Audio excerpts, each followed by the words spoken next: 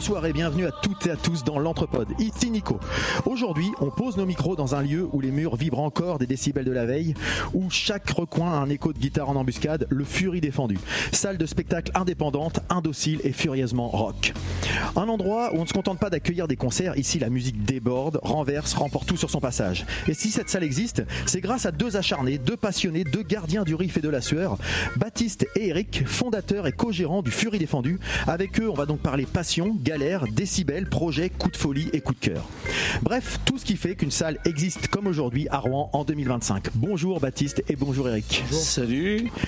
Et pour nous les accompagner, la team de l'Entrepode est là, en équipe réduite, mais autour de moi, j'ai la chance de pouvoir compter sur une équipe brillante, comme une corde de guitare toute neuve, avec notamment Arnaud, qui prend les notes dans l'ombre, comme d'habitude, prêt à dégainer une question qui fait mouche ou une pique bien sentie. Salut Arnaud. Salut. Ludo, qui considère chaque salle, quelle qu'elle soit, selon un critère simple. Est-ce qu'on peut y diffuser Mad Max Fury Road en 5.1 et Bloodfist? Je vous ai parlé de Bloodfist. Il n'y a pas un écran quelque part pour que je vous le montre? Salut Ludo. Salut tout le monde. Et Didouille, qui a immédiatement déjà testé la qualité du bar, par pur professionnalisme bien sûr, une vraie femme de terrain. Coucou Didouille. Salut tout le monde. Alors installez-vous, montez le son, faites péter les watts et laissez-vous embarquer dans les entrailles d'un lieu qui porte bien son nom. Bienvenue dans l'Entrepode en direct du Fury défendu. Salut à tous. Salut tout le monde. Comment ça va l'équipe? Je crois qu'on n'entend pas Baptiste. Tu crois? Parce que je parle pas. Ah, mais on t'entend pas. Peut-être que ton micro est pas. Est-ce qu'il appuie sur le bouton on de ton micro peut-être? En tout cas, ça fait plaisir de nous revoir l'équipe. On arrive à avoir une actualité vraiment chaud bouillante, puisque je sais pas si vous vous rappelez, il y a 2 épisodes de ça, je vous parlais de la soirée d'ouverture du Fury défendu qui a eu lieu le 25 septembre, si je dis pas de bêtises, 25 ou 26. Non, le 2 octobre finalement. Ah bon? Ah oui, c'est vrai, je dis bêtises, c'est vrai que c'était décalé autant pour moi, c'est vrai. Donc, on a eu un an de retard, mais on a eu aussi une semaine de retard. Effectivement. En tout cas, c'est tout récent. On est dans l'actualité toute chaude cette fois-ci, puisque le Fury défendu, c'est une nouvelle salle de spectacle, de concert ici sur Rouen. On va aborder tout ça ensemble. On va essayer de pas vous libérer trop tard, puisqu'effectivement, vous avez salle de concert dit spectacle. On est samedi, vous avez un concert ce soir, donc juste en dessous. On va pouvoir vous libérer assez tôt. Nous, on va vous faire une émission avec vous pour aborder les sujets, comme je vous l'ai dit, votre actualité, comment vous êtes arrivé déjà à vous connaître l'un l'autre, comment vous avez lancé ce projet de Fury défendu, quelle est la raison de cette venue ici. Et puis nous, on fera deux petites pastilles. Ludo qui nous parlera d'une série à la fois. On dit pas trop. On n'en dit pas trop, mais oui. Quand tu dis petite chronique, j'espère. Bon, je vais essayer de me calmer. Donc une chronique à la fois sur le passé et l'actualité. Et puis moi, je vous parlerai d'un groupe de musique un peu atypique, qui pique un peu d'ailleurs, pour certaines oreilles peut-être. On verra bien tout ça. C'est pour ça que tu nous as dit de nous préparer. Exactement. Okay. Et donc j'ai assez parlé. Pour commencer, on va commencer direct dans le vif du sujet avec nos 2 invités, mais qui finalement nous invitent chez eux. Donc merci à vous. Et donc on va lancer le jingle des invités. C'est parti.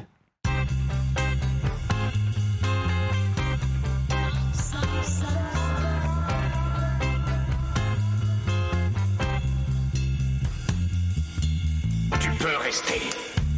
Pas de problème. Je suis même content que tu sois venu chez nous. J'aimerais bien que tu restes. On va manger des chips. Donc, pour commencer cette interview avec nos deux invités, avant de parler directement du Fury défendu, on va essayer de connaître un petit peu votre parcours. Comment vous êtes connus en fait? Comment vous êtes arrivé finalement à vous lancer dans la création d'un lieu comme ça, d'un projet comme ça? Alors moi, juste pour la petite anecdote, c'est vrai que on se connaît un tout petit peu avec Eric, puisqu'on a un ami commun qui est un ami de l'Entrepode également, Gaëdic Chambrier, où on s'était rencontré chez lui. Et puis Baptiste, on s'est déjà côtoyé, puisque moi j'ai eu la chance de jouer au Fury Bar, qui est l'autre salle que vous avez juste à côté, dont une fois où vous étiez venu me voir, Ludo et Didouille, d'ailleurs il y a quelques années. Donc c'est quand même quelque chose qui, dans l'univers de l'Entrepode, nous on connaît un petit peu. J'y suis assez régulièrement. Je suis encore venu il y a pas très longtemps dans les deux locaux. Mais comment vous pouvez nous expliquer comment vous êtes arrivé à vous connaître et à lancer ce projet, et quels sont vos parcours respectifs? Tu vas? Ouais. Alors la rencontre avec Eric, déjà ça s'était produit au Saxo. D'accord. Un bar à Rouen où j'étais barman et puis Eric buvait des coups.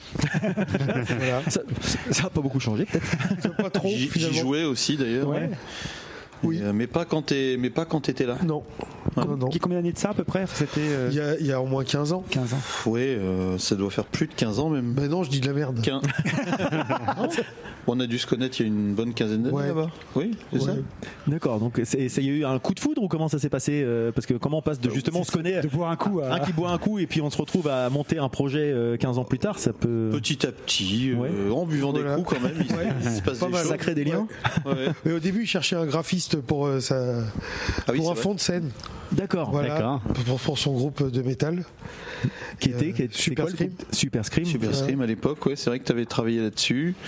Voilà. Puis après, Baptiste voulait avec un collègue à l'époque monter un bar. Et puis moi, je m'étais dit que je me mettrais bien dans le projet. Et puis ça s'est fait comme ça, petit à petit. D'accord. Voilà. Et puis au début, donc on a fait le Fury Bar, qui était un bar à concert. Qui est un plus petit que le Fury Défendu. Et puis après, on avait envie de faire quelque chose de plus gros pour, on était un peu frustrés de pas pouvoir faire certaines choses avec la taille du Fury Bar. Donc on est parti sur quelque chose de plus balèze, qui est donc entre la salle de concert et le bar. Il y aura aussi restauration plus tard, mais pas pour l'instant. Donc. D'accord. Et la base du concept, c'était quand même de la musique avant le bar, ou c'était au départ, c'est ouvert un bar et puis tiens, faire un concert à la base, c'était juste boire des coups. La boucle est bouclée. Ce qui est un concept assez qui rassemble des gens, je pense. Oui. Boire des coups mais avec de la musique autour. Ouais.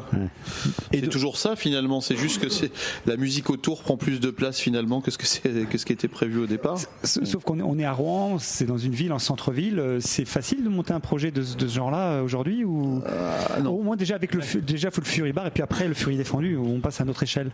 Ouais, non, on peut pas dire que ce soit facile pour plein de raisons. Je te laisse. Vas-y. C'est pas facile. Commencer. C'est pas facile. Tu veux dire pourquoi? C'est pas facile. Pour plein de raisons, mais c'est vrai. Mais non, c'est pas une. Il y a tout l'envers du décor qui est tout ce qui est juridique, des trucs pas super intéressants. Après, ça peut quand même être pour un patron de bar, quoi. Ouais, parce que j'allais dire oui et non, parce qu'en fait, non et oui plutôt, parce que c'est toujours intéressant de connaître les coulisses un petit peu, comment un truc se monte. Ce qui est compliqué, c'est de lier en fait le lieu de rencontre et un peu de lâchage. Un peu, c'est ça, écouter de la musique, boire des coups au centre-ville. C'est ça, et en fait c'est plus ça la complexité du truc, c'est d'intégrer en fait ce genre d'établissement au centre-ville. Parce que c'est vrai qu'en tant que, je dirais, client, on voit que justement la face émergée de l'iceberg, le côté sympa, boire des coups, écouter de la musique et se dire c'est trop cool. Mais effectivement, c'est aussi de dire, parce que pour connaître un petit peu, on est un peu tous ou musiciens ou dans le spectacle, et on sait que c'est pas si simple que ça de trouver des lieux qui accueillent du spectacle. Il y a les problématiques de jauge, donc l'entrée, le SAS, des fois c'est entrée gratuite, des fois entrée payante, donc il y a toute la problématique de la jauge, la problématique des décibels, de l'isolation. Là on a fait quand même un gros travail d'isolation sur le Fury Défendu. On l'a fait après l'ouverture sur le Fury Bar, mais on l'avait pas fait au début. D'ailleurs on a eu beaucoup de problèmes à l'époque, donc il y a quand même, on peut vite avoir des problèmes liés notamment au son, ce qui fait que là on a mis les petits plats dans les grands par rapport à ça. Là on a encore à affiner parce qu'il y a encore des petits soucis. Là on attend 24 rideaux dans la salle, 24 rideaux qui vont changer considérablement l'acoustique du lieu, etc. Mais on a je vous passe les détails, mais toute la partie pompiers, accueil du public, sécurité, quoi. C'est compliqué. Pour les gens qui nous écoutent, là on parle d'une salle de spectacle mais qui est vraiment intégrée dans un immeuble d'habitation face à la Seine. Oui, tout à fait. Voilà, donc forcément des problématiques un peu différentes d'une salle qui serait un peu isolée, quoi. Et une ville comme Rouen qui a aussi un passif, en tout cas un trauma lié au Cuba Libre, avec un incendie qui a causé la mort de plein de personnes pour des salles en sous-sol, mais avec des problématiques effectivement de pompiers, d'évacuation qui ont conditionné pas mal je pense, dans la suite. Ça a beaucoup changé les règles. Alors après, peut-être, si on remet en perspective, si on reprend le Cuba Libre, c'était vraiment très enfin c'était dans une cave. C'est un cas extrême en fait. C'est un cas extrême. Ouais. Avec la sortie mais il y avait pas mal de condamnés, etc. Ici, il y avait une salle en sous-sol. Ici avant, quand c'était à l'époque du Highland ou même de la taverne. Mais il était en 5e catégorie cet établissement. C'est-à-dire c'est pas la même réglementation. On est passé en catégorie 4. Voilà. Quand vous dites 5e, catégorie 5, catégorie 4, ça correspond à quoi exactement? C'est des établissements qui accueillent le public, c'est ça qui ça change en termes de normes? En termes, en fait, nous on est soumis déjà à une commission de sécurité en tant qu'établissement de 4e catégorie, et du coup, on a une vérification, par exemple annuelle par Socotec de tout ce qui est machine, et puis une commission qui vient. Alors je sais plus, je crois que c'est tous les. Je sais pas tous les combien de temps elle repasse. Mais régulièrement, en tout cas, vous êtes beaucoup plus que pour un bar classique, comme on pouvait avoir avant. On a beaucoup plus de restrictions, de vérification, de normes, de normes pour tout, pas que pour l'incendie, pour les passages, etc. Des gens en cas de mouvement de panique, etc. Ce qui est plutôt normal vu qu'on accueille beaucoup plus de monde. Voilà, donc il faut la sécurité des gens en fait. Et à l'origine, quand vous êtes lancé vraiment au tout début, vous aviez déjà ça en tête ou vous êtes pris en gros pas les portes mais les obstacles dans la tête au fur et à mesure? Pas tout à fait ça en tête. Ça a été une grosse surprise. On ne pensait pas que ça allait être si compliqué. Voilà. D'accord. Et puis en fait il y a une énorme différence entre les normes que doit appliquer un établissement de 4e catégorie, surtout quand il est refait pratiquement à neuf. Du coup, il est soumis à des nouvelles normes. Il n'y a pas de dérogation ni quoi que ce soit. Et du coup, ça change un peu la donne au niveau de l'investissement de base et puis même humain derrière. Et ça, comment techniquement, par exemple, pour le Fury Défendu, comment vous le préparez, le budget, comment vous avez budgétisé parce que... Mal. D'accord. On a budgétisé extrêmement mal. Se dire, merde, il y a plein de choses possibles. Vous êtes allé avec la passion et puis on verra après. Maintenant que c'est fait, voilà, je peux en rigoler un peu, mais c'est vrai que sur le coup, le budget, voilà, ça s'est pas du tout terminé au même tarif que ça devait. Voilà, mais bon, par contre, maintenant, on a un établissement qui en fait tout est refait à neuf, toute l'électricité, toute la plomberie, toute l'isolation, tout est. Et tu as commencé en parlant d'un an de retard. C'était lié à la fois à ces problématiques administratives et des problématiques de travaux. Oui. Oui. En grande partie. Oui. En plus, vous avez fait les travaux vous-même, en grande partie. Vous avez mis la main à la pâte. On vous voyait sur Insta ou sur les choses comme ça. On voyait, vous étiez. C'était peut-être que pour Insta. C'était que pour Insta. C'était la promo. Non, on vous a vu quand même parce que ça a été complètement désossé en fait. Oui, c'est ça. En fait, nous, on a été sur le chantier à même titre que les 10-15 autres personnes qui ont été sur le chantier. Oui, bien sûr. Voilà, vous avez participé et vous avez. C'est ça. Vous avez vu. On a fait genre des travaux de démolition qu'on pouvait entreprendre nous-mêmes. Voilà, nous on a fait ce genre de choses.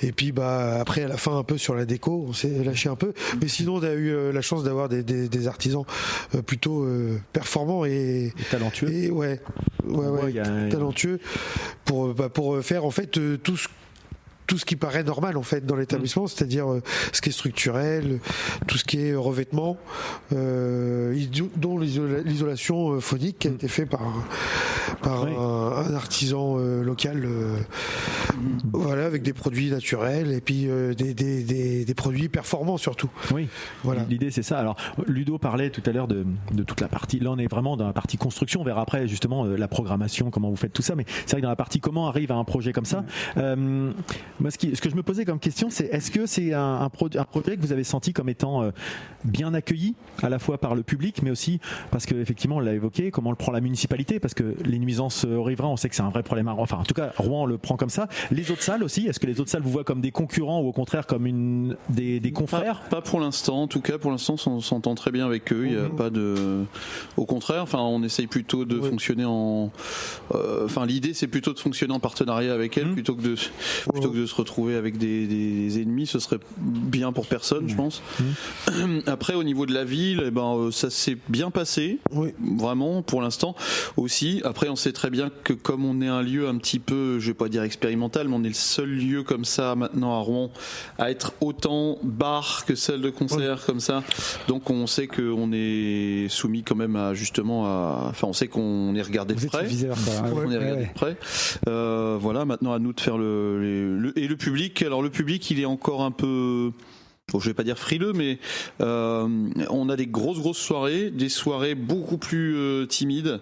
Là, mais au niveau, enfin, on se lance en fait au niveau promotion, comme justement c'est un type de lieu qui est assez nouveau. On peut pas vraiment traiter l'aspect promotionnel comme un lieu classique, et je sais que ça va mettre peut-être 6 mois de plus à ce que on soit vraiment sur des rails comme on voudrait l'être par rapport à tout le côté salle de spectacle qui va avec le côté bar, et en plus après va se rajouter le côté resto. Donc voilà, c'est un peu compliqué dans la tête des gens pour l'instant. Il faut arriver à se positionner, à se positionner, à se faire une identité très claire. Est-ce que je viens boire un coup, est-ce que je viens voir un spectacle, ou est-ce c'est ça. Ouais. Moi, je voulais savoir, quand vous avez choisi ce lieu, vous aviez une idée en tête d'une jauge publique à combien vous vouliez monter pour accueillir les concerts, max combien de personnes? Parce que le Fury Bar, on sait que il y a un nombre limité parce que c'est plus petit, mais en choisissant ce lieu, c'était pour avoir un public un peu plus pour faire des plus gros concerts, pour pouvoir faire des concerts un peu plus importants. On était entre deux, dans notre tête, on était environ entre 2 et 300, 2 et 350. On n'avait pas de chiffre précis. Puis après, c'est la jauge a été comment dire, fixée par la sécurité, par les pompiers. Et ça représente combien du coup la jauge ici? Alors là, on est à 221. D'accord. Ah oui, c'est précis, ouais. Ah oui, d'accord. Ouais. 221 quand on vend des places de concert. Si par exemple un jour on est sur une entrée avec billetterie, on va pas au-delà de 221 places pour le public. C'est ça. D'accord. Oui, hors votre équipe, bien sûr. Hors équipe, hors musiciens. Ah oui, ok, d'accord. Okay. Donc c'est vraiment la jauge. Ce qu'il faut aussi savoir, les gens n'ont pas vu, mais on mettra des photos et des choses de cet ordre-là. C'est effectivement avec un espace en 2 étages, avec une vue, on peut avoir une vue un peu plongeante sur la scène depuis l'étage, avec aussi une mezzanine en extérieur qui sert de fumoir aussi pour avoir des espaces aussi de convivialité si on a besoin. Enfin, c'est vrai que c'est quelque chose que vous avez conceptualisé avant de lancer les travaux, ou c'est quelque chose qui, une fois que vous avez commencé à désosser, vous êtes dit on pourrait faire ça, on pourrait faire ça, on pourrait faire ça. Enfin, non, Eric l'avait vu ça. Moi, j'étais pas, je le voyais pas moi. Eric l'avait repéré et c'est vrai que après, en regardant les anciens plans et puis en regardant ce qui avait été fait depuis dans l'historique de l'établissement, on a vu qu'on pouvait aménager les choses, que ça correspondait vraiment à ce qu'on voulait, là où on voulait en venir. Oui, et puis après on a vu tous les deux qu'on pouvait faire un rooftop aussi orienté plein sud avec vue sur la scène. C'est ce qu'on s'est dit en arrivant. Ce qui n'est pas encore très pour l'instant. Ce rooftop, on est en hiver, donc c'est pas, il est un peu sinistré avec la pluie, le froid et le noir le soir. Mais l'été, on mise beaucoup aussi là-dessus, parce que le rooftop va être certainement très prisé. Et niveau bruit justement, parce que ça peut justement créer des nuisances, puisque comme l'a dit, je sais plus qui tout à l'heure, effectivement on est dans en plein à côté d'habitation. Est-ce que le fait qu'il y ait des gens qui sortent comme ça, qui boivent des coups, ça risque? On a un petit problème au niveau de la porte qui claque un peu, mais avec un groom c'est bon. Sinon la voix des gens ne porte pas. Je pense qu'il y a assez de vent en fait dans le couloir de la scène pour faire en sorte que ça dérange pas. Voilà. Ce qui est pas le cas d'ailleurs de l'autre côté au niveau du Fury Bar où les voix s'élèvent un peu plus. Parce que c'est dans un peu une cuvette peut-être un peu plus. Peut-être. Je sais pas. Là, après, il y a aussi une chose à souligner, c'est que les 2 appartements qui sont au-dessus du rooftop, c'est les nôtres. Oui, c'est ça. Déjà, là où on est actuellement. D'accord. Voilà. Et vas-y, Ludo. Pardon, sur ce point-là, mais après je voulais revenir, c'était sur le choix le concept esthétique et tout ce qui va tourner autour de l'idée du projet, de déco et tout, parce qu'il y a, vous allez nous en parler un petit peu, mais il y a un arbre magnifique et majestueux donc qui est sculpté dans le lieu. Mais voilà, je voulais en savoir un peu plus par rapport à la vision que vous aviez. Ça c'est alors, au départ le Fury Bar c'était mon idée, le premier bar qu'on a fait, puis le Fury Défendu, le nom, parce que beaucoup de choses sont parties du nom, le jeu de mots, Fury Bar, Fury Défendu, voilà. Ça c'est Baptiste qui l'avait trouvé, le nom de celui-ci, et autour de ça le Fury Défendu, la genèse, etc. On a un peu déliré tous les deux, et puis Baptiste étant sculpteur, graphiste, dessinateur, forcément ça lui a donné plein d'idées, puis là, je l'ai laissé un peu triper là-dessus, et d'ailleurs il n'a pas fini, l'arbre n'est pas terminé. Mais oui. Tu as un parcours toi de sculpteur? Non, pas de sculpteur, moi j'étais graphiste, voilà, et puis j'ai baigné un peu dans la sculpture depuis que je suis tout petit, parce que mon père lui est sculpteur de métier, de formation. Et mais du coup voilà, Bon, t'es quand même un peu sculpteur parce que pour te suivre sur les réseaux, tu fais quand même de la sculpture sur neige, sur glace, et des choses comme ça qui sont quand même. C'est pas n'importe qui fait ça quand même. Bah, pas moi en tout cas. Tu peux nous en dire 2 mots juste pour effectivement pour. C'est une passion, est-ce que c'est un métier à part ou c'est juste c'est pas mon métier, non, c'est vraiment c'est du plaisir, quoi. D'accord. Voilà. Et tu fais des concours quand même. Mais du plaisir qui emmène aux États-Unis. Alors je suis pas hyper sensible à ce concept de compétition en fait dans l'art. Mais bon, on pourrait plus s'appeler ça des symposiums, mais ça plaît beaucoup en fait au public le fait qu'il y ait une sorte de mise en concurrence des artistes. Après, moi je vois plus ça comme un symposium. Plus. On se retrouve et puis on partage. Voilà, c'est ça. Puis c'est un petit milieu. Alors les sculpteurs, il y en a pas.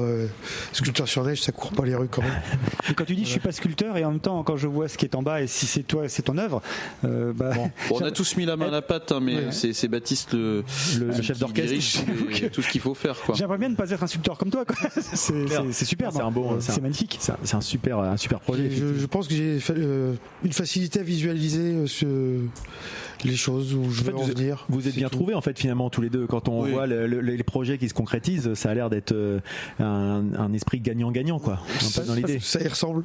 Parce que toi du coup Eric, tu es plus sur la fibre musicale ou vous la partagez ou Je pense qu'on est assez complémentaires. Ouais, moi je suis de métier, je suis chanteur. D'accord. Depuis 19 ans professionnellement et voilà donc moi je suis plus sur l'aspect alors j'ai été on va dire je dis toujours je suis un chanteur couteau suisse. Moi j'ai toujours fait de la musique actuelle, de l'opéra. Voilà, c'est ça. Voilà. Après, maintenant, je fais pratiquement plus que de l'opéra. Voilà. Donc, moi, j'étais surtout, mais bon, j'ai enregistré des albums de métal, de rock, avec plusieurs formations. Donc, moi, j'ai toujours été très sensible à l'aspect musique et tout. Et puis, Baptiste, lui, il était artiste aussi, mais dans un autre registre. Et puis, il aimait la musique aussi. Donc, il a toujours voulu faire jouer des groupes et compagnie. Donc, en fait, on s'est rejoint assez naturellement sur tout ça. Et puis lui, par contre, il est complètement. Moi, j'ai jamais servi une bière à personne. Donc en gros, lui, toute la partie bar, c'était. Logistique, c'est plutôt côté Baptiste en fait finalement. Moi, j'ai toujours été de l'autre côté du bar. C'est pareil, on se complète bien là-dessus. Il sait bien remplir les verres que tu vides, quoi. En gros, si on peut résumer. Ça s'est passé comme ça au début et maintenant c'est voilà. Donc moi, j'ai plutôt, puis même au niveau tempérament, caractère, on résout pas les mêmes problèmes quand il y a un problème, quoi. On n'est pas. De la même façon, vous avez une vision complémentaire peut-être. Oui, je pense, oui. C'est sûr. Tu veux dire un truc, Arnaud ? Non.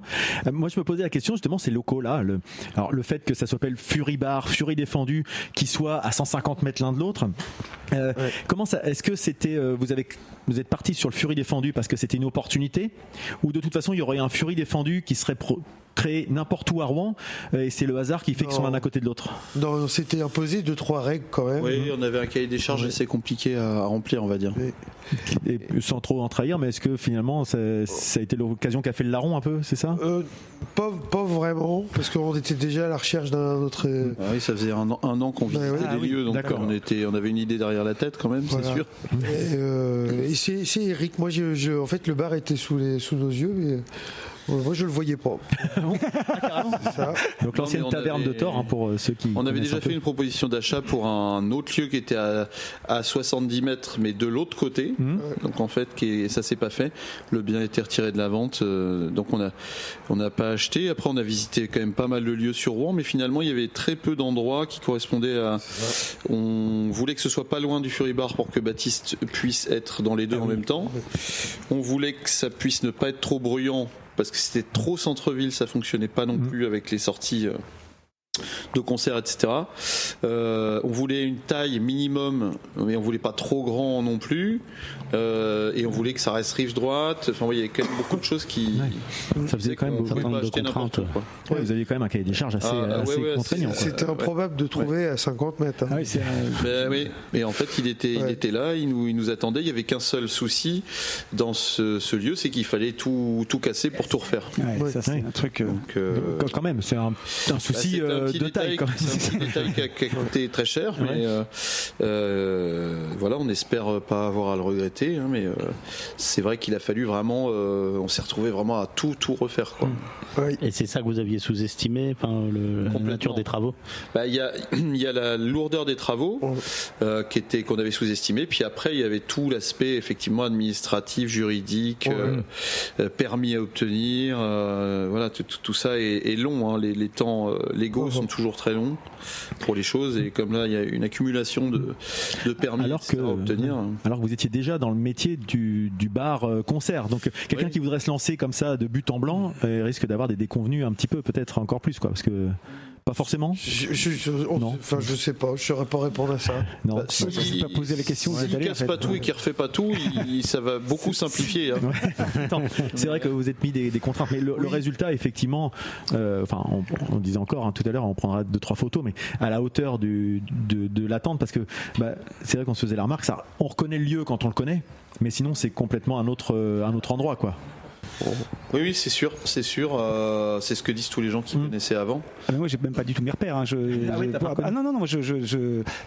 La taverne de Thor, j'ai connu. C'est la première fois que je reviens depuis. C'est pour ça, pour les non-voyants, on a mis des podos tactiles un peu partout pour être sûr. Les malvoyants.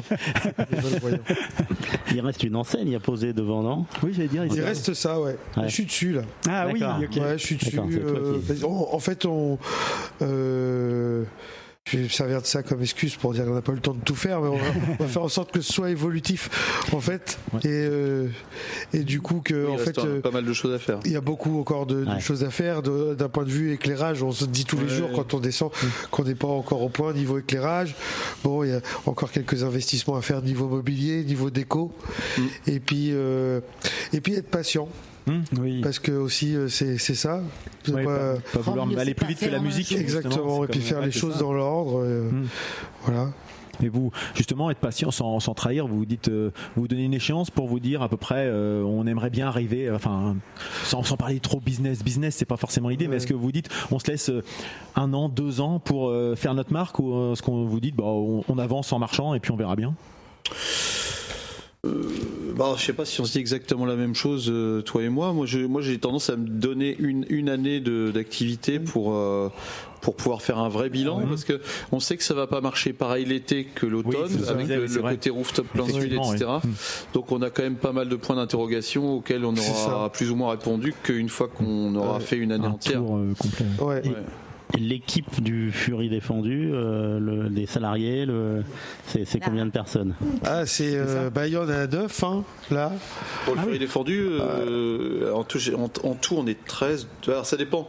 Si on compte vraiment tout le monde, je crois qu'on est 13 en tout. Ce au black, tu es pas obligé de le dire.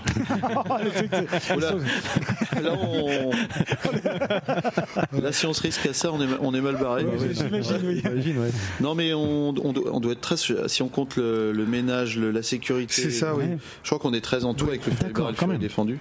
C'est parce qu'en fait, c'est partagé entre les deux, en fait, c'est ça. Ouais, si je compte les deux, Alors, on en a rembauché 2 de l'ancienne taverne de Thor. Ouais. D'accord. Voilà, et comme ça, il reste chez eux, quoi. Et puis il y a toute l'équipe qui nous suit depuis le début aussi. Ça, c'est cool. On en a pris 2 autres au passage. D'accord. Voilà, j'espère que on saura bien. Vous faites en plus de l'emploi, c'est parfait, ça. Oui. Et on va faire la petite pause au bout de comme on a prévu de la faire. J'avais une petite question. Guidou, tu avais une question à dire? Non, c'est la question d'Arnaud. Moi, j'ai levé la main pour prendre la parole, et lui, il me l'a coupé. Parce que vraiment qu'il porte plainte sur l'organisation, effectivement, c'est vrai que vous êtes. Moi, la fois où je suis venu, pour l'instant, et je reviendrai à l'avenir, il y avait une différence en fait entre le Fury où on vient en tant que client, on passe la porte, on se sert, et puis etc. Et le jour où j'étais venu pour notamment l'ouverture, effectivement début octobre, où là, on a des gens à l'entrée qui font rentrer, qui font sortir, un service de sécurité. Et je pense que c'est quelque chose. J'avais l'impression que là, on sent qu'on est plus vers la salle de concert que vers le bar finalement. Oui, c'est toute la subtilité. On est en train de l'apprendre aussi nous-mêmes. C'est-à-dire qu'il y a vraiment cette espèce d'ambiguïté où on est vraiment 50% un bar, je dirais, et 50% une salle de spectacle. Donc on a vraiment ce côté ambigu. À mon avis, l'été, ce sera un peu différent, parce que l'été, je pense qu'on fera pas de billetterie. Oui. Les gros groupes, les groupes importants sont en tournée ou sont en festival, etc. Donc on va faire plutôt que de l'entrée libre, a priori, sur l'été. Mais c'est vrai que là, en hiver, comme on n'a pas encore la terrasse d'en bas, en plus, qui est ouverte, il y a que la terrasse d'en haut pour l'instant, et le service de sécurité qui est obligatoire, c'est-à-dire dans un si grand lieu, on pourrait pas ne pas avoir d'agent. Oui. C'est trop. Ce serait risqué. Pour plein de choses, ce serait problématique. Okay. Donc oui, tout ça fait que l'agent de sécurité, le sas d'entrée de temps en temps pour les entrées payantes, qui sont pas la majorité des soirs, mais c'est régulier quand même. C'est vrai que ça crée une ambiguïté entre la salle de concert, alors que le Fury Bar, on se dit, c'est un bar où il y a des concerts. Voilà. C'est un petit peu clair, différent. Plus simple. Ça mérite d'être clair, quoi. Ouais, non, mais en tout cas, effectivement, c'est quelque chose que vous apprenez au fil de l'eau. Oui. Et puis que nous, on apprend aussi à découvrir. Ça peut bouger encore un petit peu. Pour l'instant, on se cherche un petit peu aussi encore avec ça. Oui, tout à fait. Eh ben, je sais pas si tu dois partir, Baptiste, pour accueillir les autres, ou si tu peux rester encore un petit peu. Je sais pas. Parce qu'il y a des groupes qui vont venir tout à l'heure, mais sinon on va laisser on va faire une petite coupure. Encore une vingtaine de minutes. Et écoute, ça va être la rubrique de Ludo, justement. Tu vas pouvoir écouter une rubrique ciné, musique. Enfin, pas forcément ciné. Oui, mais j'ai mon petit timer. Mais je vais justement lancer le jingle de Ludo. Ça marche. Maintenant, la Madeleine de Prout. Hello and welcome. Hit the record button. Madeleine.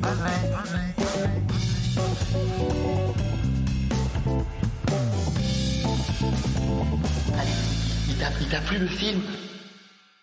Alors Ludo, de quoi tu nous parles? Bonjour tout le monde, bonjour Eric, bonjour Baptiste. Bienvenue dans la.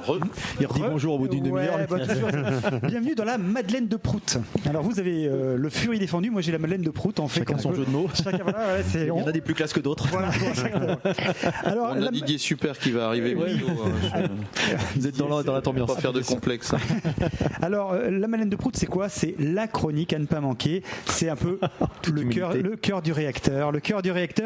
J'ai envie de dire, et je peux même l'affirmer sans fausse modestie, The Chronique, sans laquelle l'Anthropode, son fondateur Nico et ses ignobles sbires n'existeraient pas, sans laquelle le monde tel que vous le connaissez n'existerait pas, tout simplement pas, et sans laquelle, et oui messieurs, il faut se faire une raison, le Fury défendu n'existerait pas non plus. Ah carrément. Ah oui carrément. Oui carrément, sans aucune avec de toute l'humilité qui me caractérise.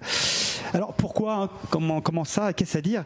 Je suis un peu étonné que vous soyez aussi curieux d'avoir la réponse. Écoute, en très bien, pas le genre de la maison, mais je n'ai que 20 minutes, donc ça file, pas le temps de m'attarder sur ce genre de détails. Si vraiment vous voulez savoir pourquoi, eh bien il vous suffit d'appeler la hotline de l'Anthropode. On n'est plus à 1-2 pervers près qui nous déposent des messages chelous sur la boîte vocale. Et Solange et Michel se feront un plaisir de vous renseigner. Quant à moi, sur ma rubrique, tout ça pour ça, la Madeleine de Prout, disais-je, oui. Alors, je vous explique le principe de cette chronique. L'idée, c'est de traiter d'un film en lien direct, avec nos invités. Alors souvent c'est un film qui est sorti, on va dire, depuis un moment, des fois voire depuis plusieurs années, un film un peu méconnu, oublié, un peu perdu de vue quoi. L'idée étant de donner ou redonner aux auditeurs l'envie de le découvrir ou de le revoir en fonction. Et c'est là maintenant que vous allez voir toute la subtile cohérence de mon propos, puisque moi ce que je vais vous parler aujourd'hui, en fait c'est d'une série télé déjà en plein buzz actuel, et puisque la sortie de la 5e et dernière saison est prévue pour jeudi prochain. Bref, on ne peut pas faire plus actuel.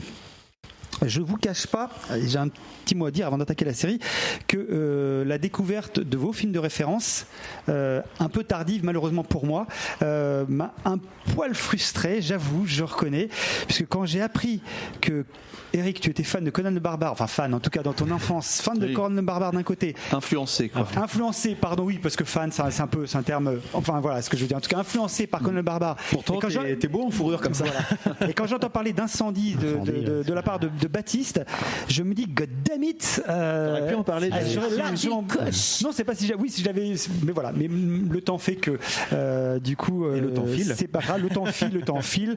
Donc c'est trop tard pour pouvoir y consacrer une chronique digne de ce nom, et c'est pas grave pour moi, ça ne sera que partie remise. Ça m'a donné de très très bonnes idées pour après Baptiste doit y aller, moi j'ai un peu plus de temps si vous voulez. Je peux pas répondre à sa place pour tout. Non, surtout qu'en fait du coup je vais évoquer carrément autre chose. Alors de quoi nous parles-tu? Mais oui, et par la force des choses, c'est ce que je vais vous évoquer moi, c'est carrément quelque chose, mais qui est, enfin vous allez voir, qui est un peu la croisée des chemins, mais qui est pourtant sur un univers bien différent, parce que je vais parler de la série télé Stranger Things. Désolé, je savonne. Et pourquoi je vais vous causer de cette série? Tout simplement parce que cette série adresse un joli clin d'œil, notamment aux fans de Conan le Barbare, pour une séquence en particulier. Et puis dont fait partie aussi Eric, dans une séquence de la saison 4 notamment. Et puis c'est également, alors ça c'est pour toi. Et puis en ce qui te concerne Baptiste, il est prévu, j'ai appris il n'y a pas très longtemps que les auteurs de la série allaient rendre un magnifique hommage au gratin de blé au Beaufort de ta mère dans l'épisode final de la 230e saison, si tant est que la série soit maintenue jusque-là.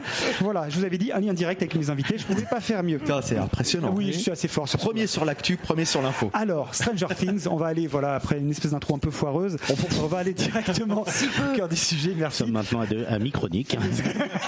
Je regarde, non, tout à fait, on est très très bien. Alors, Stranger Things, juste pour les auditeurs qui seraient passés à côté, de quoi ça cause et pourquoi s'y intéresser. Alors déjà, juste pour planter le décor très rapidement, si vous n'êtes pas familier avec les séries, je présente le pitch en 2 lignes. L'histoire démarre en 1983 à Hawkins, qui est une ville de province de l'Indiana aux États-Unis, dont les habitants et en particulier une bande d'amis vont devoir faire face aux terribles conséquences d'une brèche ouverte entre notre monde et une dimension parallèle. Une fois que j'ai dit ça, après, je vous laisse regarder la série pour vraiment pénétrer comment dirais-je, l'émissaire de la série. Dommage, j'avais un générique magnifique qui n'a pas été envoyé par mon technicien, mais il est du Kazakhstan, je le rappelle, et donc on peut pas tout avoir, surtout qu'on ne le paye pas. Merci. Chaque saison de cette série correspond à une année supplémentaire dans le récit, ce qui fait qu'on démarre en 83 et la 5e et ultime saison va s'achever en 1987. Voilà. Alors Stranger Things est le fer de lance des séries de la plateforme Netflix depuis son lancement en 2016, la série, pas la plateforme. Et c'est également un de ses plus gros succès d'audience, et ce n'est pas un hasard. Alors pourquoi? Je vais vous en expliquer un petit peu. Je vais vous expliquer un petit peu le contexte. À l'origine du projet, c'est 2 frères jumeaux, donc 2 geeks, Ross et Matt Duffer, cinéphiles passionnés, donc, je me suis dit tiens là il y a toujours le lien, qui sont littéralement biberonnés au cinéma de genre des années 80, je vais dire même 70, 80, 90, en tout cas pendant toute leur enfance et leur adolescence. Et toute cette période qui pour eux a constitué un véritable âge d'or créatif dans le film de genre, j'entends. Leurs références: Spielberg, Lucas, Carpenter, John Hughes, Wes Craven, David Cronenberg, j'en passe et des meilleurs, mais également des auteurs comme Stephen King pour les amateurs, également Lovecraft, notamment à travers certaines scènes on comprend tout de suite pourquoi. Stephen King, t'aurais pu dire lien aussi. Exactement, oui, en fait c'est pour ça que je me disais que finalement le thème était quand même plutôt pas trop mal adapté aux invités. En fait, les deux auteurs, nos 2 frangins là, rêvent de faire du cinéma depuis qu'ils sont gamins. Les parents offrent une caméra A8 aux enfants, et eux, au lieu d'aller en camp d'été, au lieu d'aller se balader avec les potes, eux, ce qu'ils font, c'est des courts-métrages. C'est ce qui les éclate. Alors des courts-métrages plutôt courts-métrages d'horreur, des choses comme ça. Bref, ils s'éclatent, et pendant tout leur temps libre. Ils vont même partir après des études de cinéma. Ils vont donc carrément enchaîner et partir en Californie faire des études de cinéma. Et ils vont continuer comme ça d'écrire des courts-métrages pour un tas de gens. Et ils vont avoir enfin, après une fois leur diplôme en poche, l'occasion de travailler sur leur premier long métrage en 2011. Et c'est là que en gros leur rêve de cinéma, on va dire, arrive presque à aboutissement. Ils ont l'occasion de le faire. Et pourtant, ce film, qui est un post-apo, qui a été acheté par la Warner, va finalement être une très grande source de déception et de frustration pour eux, puisque le film va être un échec. Tout simplement, le Warner ne va simplement ne faire qu'une sortie limitée aux États-Unis et va balancer le film en VOD sur les plateformes. Cela étant, et alors là attention, autre lien direct avec toi Eric, c'est une spéciale Eric. Ils sont toutefois, grâce à ce film-là, repérés par qui ? Par M. Night Shyamalan, qui va devenir leur mentor et qui va les engager pour écrire. Alors M. Night Shyamalan, pour les auditeurs, Sixième Sens, Incassable, donc un des films qui t'avait marqué à l'adolescence. Comment ? Le Village. Bref, on pourra en citer toute une liste, toute la liste de ce que cet homme a pu faire. En tout cas, M. Night Shyamalan devient leur mentor et donc il va les engager pour écrire des épisodes sur la série qui s'appelle Wayward Pines, voilà, qui est une série ouais, c'est une série tirée d'une série de romans d'un auteur qui s'appelle Blake Crouch, qui avait également écrit des livres comme Dark Matter, enfin bref, Dark Matter, la série, exactement, ok, d'accord, voilà, et donc cette série va donc être diffusée, et pour eux c'est carrément la révélation, c'est qu'en fait les frères Duffer, eux, se projetaient dans le cinéma. Pour eux, c'était vraiment leur aboutissement. Et ils vont se rendre compte finalement que par rapport à ce qu'ils veulent faire, ils vont découvrir le format série, la manière d'écrire une série, et ils vont réaliser que finalement, peut-être qu'ils se sont plantés au départ, que finalement le vrai médium, le bon médium pour eux, pour écrire ce qu'ils ont envie de faire, c'est plutôt le format de la série télé. D'autant que, et depuis quelques années déjà, ce type de format-là offre on va dire une liberté d'action, une marge de manœuvre, un espace de créativité que n'offre pas forcément le cinéma, forcément de par son format limité. Et du coup, pour eux, c'est l'occasion de développer des personnages et pouvoir développer une intrigue sur la longueur. Et c'est également à ce moment-là l'occasion pour eux de se dire, tiens, en fait, il y a quelque chose qu'ils avaient depuis longtemps, l'idée de proposer un mariage des genres, c'est-à-dire de pouvoir mixer des choses qu'ils avaient en tête depuis bien longtemps, c'est-à-dire un mélange d'inspiration issu de leur propre culture personnelle, à la fois cinéphilique, on va dire d'auteurs, de bouquins, enfin tout ce qui les a nourris quand ils étaient gamins. Et le point de départ de ce qu'ils vont proposer comme pilote, en fait, ça va être, je ne sais pas si ça vous parle, si vous avez entendu parler déjà du projet MK Ultra. Ça vous parle ou pas du tout ? Du tout. Ça, c'est un truc pour Ludo. Alors, le projet MK Ultra, c'est un vrai projet. C'était un projet secret aux États-Unis qui a été depuis révélé, puisqu'en fait la CIA a été obligée de sortir les archives des documents, tas de documents là-dessus. Oui.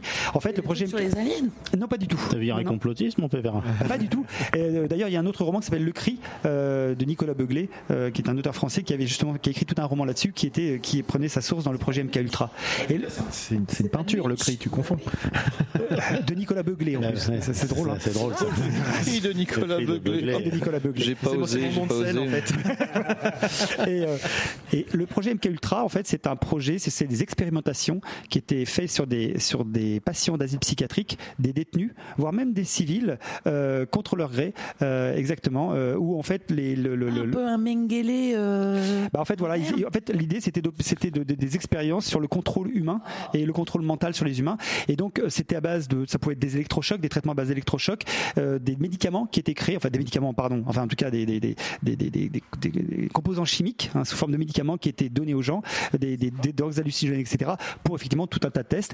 Et la CIA finançait ça, et ça a été un des gros scandales aux États-Unis sur ce sujet-là. On peut le retrouver très facilement. Vous trouvez énormément de documentation sur le sujet. Et pour eux, ça a été cette référence les a amenés sur cette période des 70-80, et évidemment ils y ont mêlé les souvenirs de leur propre enfance. Et comme je vous dis, tout leur bagage, et également un goût prononcé pour l'horreur. Justement, c'est ce mix un petit peu détonnant qui a constitué la base du projet. Et avec tout ça, en plus de ça, leur idée c'était de pouvoir, que je vais parler de personnages tout à l'heure, c'était de pouvoir développer des personnages qui soient vraiment des personnages attachants, des personnages sur lesquels ils pouvaient vraiment creuser et s'appesantir. Et il y avait autre chose par rapport au personnage, c'était de pouvoir échapper aux clichés habituels sur les personnages tels qu'ils sont constitués habituellement. Et là je vais y revenir un petit peu plus, un peu plus en détail après. De quoi ? Tu parlais des clichés de personnages, moi je trouve que c'est un peu cliché justement. Tu as vu combien de saisons ? 2. C'est un peu limité, monsieur. S'il faut regarder 6 saisons pour se rendre compte de la qualité du truc, je me dis que c'est. Mais je vais y revenir après. Bien sûr, mais je vais y revenir. Je vais expliquer après pourquoi justement. C'est ce qui va être intéressant. En tout cas, ce qui se passe, c'est que on va en discuter justement après sur cet aspect-là. En tout cas, la vision des deux frères, la division des deux frères, elle est très très affirmée, et ils vont rédiger un pilote de la série. Ils vont même monter un teaser composé d'images de films qui étaient des films de référence pour eux, ils vont évidemment aller avec ça sous le bras pour vendre leur projet. Le problème, c'est que les gars, ils sont inconnus au bataillon. Donc c'est bien simple. Ils arrivent avec ça, c'est très bien. À part effectivement quelques contacts, ils vont se prendre une vingtaine de refus parce que leur mélange de SF, d'horreur, qui met en vedette 5 gamins dans une histoire qui est clairement pas destinée à des enfants, en fait ça déstabilise carrément. Et on leur dit même non là faut choisir. Soit vous nous faites un truc pour les gamins. Donc vous revoyez votre copie, vous édulcorez, vous nous faites un truc pour les gosses, soit vous nous faites un truc vraiment mature, mais là par contre vous me prenez le shérif quoi comme héros, ça va être bien, le shérif il est bien le shérif, mais vous ne mettez pas les gamins au premier plan. Et là les Duffer, eux, ils veulent rien changer. Ils disent non mais dans leur botte. Ah non, en fait c'est pas tellement qu'ils en fait c'est juste qu'ils disent mais non mais c'est pas possible, c'est l'âme de la série, c'est le cœur du truc. C'est-à-dire que si on enlève ça, on dégage ce qui constitue le cœur de notre projet. Donc ça n'a pas de sens. Et donc ils vont refuser de le dénaturer et ils vont même être sur le point de renoncer. Parce qu'à un moment, à force de se prendre des refus dans la tête, ils vont ranger le truc jusqu'à ce que, malgré tout, et c'est là que c'est toujours ce genre d'histoire, je trouve toujours ça assez marrant. C'est-à-dire qu'ils vont ils vont envoyer ça à une boîte de prod qui s'appelle 21 Labs, je sais plus comment ça s'appelle d'ailleurs, oui, j'en oublie, je pas le nom forcément, mais en tout cas qui est une boîte dont le producteur est Sean Levy. Sean Levy qui est un producteur qui à l'époque va signer Premier Contact de Denis Villeneuve. Okay. Voilà, entre autres choses. Qui est aussi réalisateur du New Musée. C'est paradoxal, mais voilà, c'est pour vous dire deux salles, deux ambiances quoi. Deux salles, deux ambiances. Vraiment, on est sur quelque chose de vraiment de 21 Labs Entertainment. Voilà. Et cette boîte de prod, là où il y a eu 20 refus, va prendre le truc et se dire putain, mais c'est génial ce machin-là. Ce truc-là, en fait, le gars se dit, c'est son collègue, lui dit, relis ça, j'ai pas lu un truc aussi prometteur, en tout cas excitant sur le papier depuis bien longtemps. Sean Levy prend le truc, se dit, mais carrément, il contacte Netflix. Le projet Netflix, dans les 24 heures, signe le pilote et en 24 heures, le projet est lancé. Ce qui est quand même assez fou. Mais à l'époque, il faut se rappeler que, je sais pas si ça vous parle, mais Netflix, fort de ses moyens, je dirais, signait, prenait des choses, prenait des risques avec en blanc, en fait. Bah oui, avec les moyens qu'ils avaient, Netflix, ils y allaient carrément et pour faire des propositions. Alors, le petit défaut avec Netflix, c'est que malheureusement, c'est l'envers du décor, c'est que des fois, on a des séries qui sont de très grande qualité et puis des fois, on a des choses. Alors, soit la série va être abandonnée, les gens n'en sauront pas plus, soit on se retrouve avec des choses extrêmement prometteuses dès le début et ça part en quenouille totale. Je pense à Arnaud qui avait quelques exemples ce coup de il y a des séries que moi j'ai trouvé j'ai vraiment super qui sont arrêtées au bout d'une saison, 2 saisons. Voilà. Après tu parlais Après tu parlais de La Chute de la Maison Usher qui est par exemple pour moi une excellente série qui a pu être faite sous toujours pas vu, qui a pu être faite sous Netflix. C'est ma série préférée. Qui est formidable. Donc je suis toujours très étonné de cette série parce que personne, alors je sais pas si c'est mon entourage ou quoi, mais personne ne la connaît ou les gens l'ont détestée. Moi j'ai adoré La Chute de la Maison Usher. J'ai trouvé que c'était formidable. C'était super bien réussi. T'es bien un des premiers. C'est pour ça quand j'ai vu encore une fois ta vie, c'était intéressant. Je trouvais on était vraiment à la croisée d'un tas de choses par rapport à ça. D'autres séries aussi. Enfin, il y a comme ça. Netflix a eu quelques séries que je trouve vraiment très emblématiques, très fortes sur ce point-là. Mais j'en ai oublié le titre d'une. Toi, que t'avais commencé à regarder. C'était une mini-série avec tu sais la maison, les voisins, etc. Exactement. Premier épisode très prometteur et voilà. À mon goût, la suite. Ça souffle vite. Ça souffle vite. J'ai plus le titre en tête, mais voilà. C'était avec Naomi Watts, si je dis pas de bêtises. Ouais, c'est ça, exactement. Bref, en tout cas, c'est parti. On est en 2014 et évidemment, la production est lancée et la série des boules en 2016. Et la série des boules. La série des boules. La série des billes. J'adore parce qu'il se met des smileys sur ses petites notes. Oui, mais j'en ai. J'en dessine en fait. C'est voilà. Et de saison en saison, la série va prendre donc une ampleur considérable avec un budget qui va aller croissant. Et un record d'ailleurs avec la saison 4 à la dernière saison puisque c'est 30 millions de dollars par épisode. On est vraiment passé par épisode. On est à 270 millions de dollars. Enfin, c'est juste énorme. C'est-à-dire que la série que vous voyez, la saison 1, la saison 2, plus ça va aller, plus les moyens que Netflix va allouer vont être conséquents et évidemment plus ça se voit à l'écran. C'est-à-dire j'allais dire tu les revois à l'écran, tu les vois à l'écran ou c'est aussi parce que j'imagine aussi que le casting, les cachets du casting ont dû un peu. Il y a un au fil des années. Oui, mais alors je peux dire vraiment que tu as des scènes qui sont visuellement d'une ampleur. Il y a certaines scènes dans la saison 4 qui sont des scènes de cinoche, quoi. Qui sont des scènes de pure cinoche. Enfin, franchement. Ils ont surtout un merch hallucinant sur Stranger Things. Comment ? Parce que ça a touché. Il y a plein d'ados qui adorent cette série. Ils ont sorti un merge dessus de dingue. Après, tu trouves plein de trucs, donc ça aussi, ça rapporte. Après, évidemment, tu as on connaît le truc, c'est-à-dire qu'après, d'un projet d'auteur et tout, derrière, quand ça commence à se développer, tu as plein d'autres choses qui se mettent en branle. Là, c'est les joies après on va dire c'est le succès qui fait que effectivement derrière, ça génère tous les produits dérivés qui vont derrière et tout. Mais rien que déjà sur la série, effectivement, tu parlais de la diffusion. À chaque nouvelle saison, des records sont battus, des records on va dire de visionnage. Je crois que aujourd'hui, ça s'essouffle pas, ça? Non. Ça pourrait être... Et là, ils ont je vais venir. Du coup, ils ont une attente énorme. La série qui a battu Netflix en termes de record de visionnage, je parle de série Netflix, je ne compare pas avec Amazon ou d'autres choses, c'est Squid Game en fait, qui a été vraiment qui a battu tous les scores. Donc moi je vous disais en fait oui, il y a peut-être certainement le cachet des acteurs et tout, mais en termes d'effets spéciaux, d'effets visuels, en termes de décor, ça n'a, je veux dire, déjà la série 1, je trouve qu'elle avait une belle facture. Franchement, là, on est sur des choses qui sont magnifiques. Mais surtout, moi, je trouve effectivement, c'est que derrière, c'est que l'engouement il marche aussi parce que l'histoire ne se répète pas au fil des saisons. Et l'histoire, plus on avance dans les saisons, plus l'histoire se ramifie, enfin en tout cas prend racine, et une histoire solide, une intrigue qui est menée tambour battant, et après chacun son avis là-dessus, mais moi des personnages que je trouvais extrêmement attachants, c'est-à-dire que pour avoir revu la série une seconde fois pour l'émission et pour la 5e saison qui allait arriver, je trouve que en termes de casting, le casting est très très réussi, et on a toute une galerie de personnages qui répondent à des codes du genre.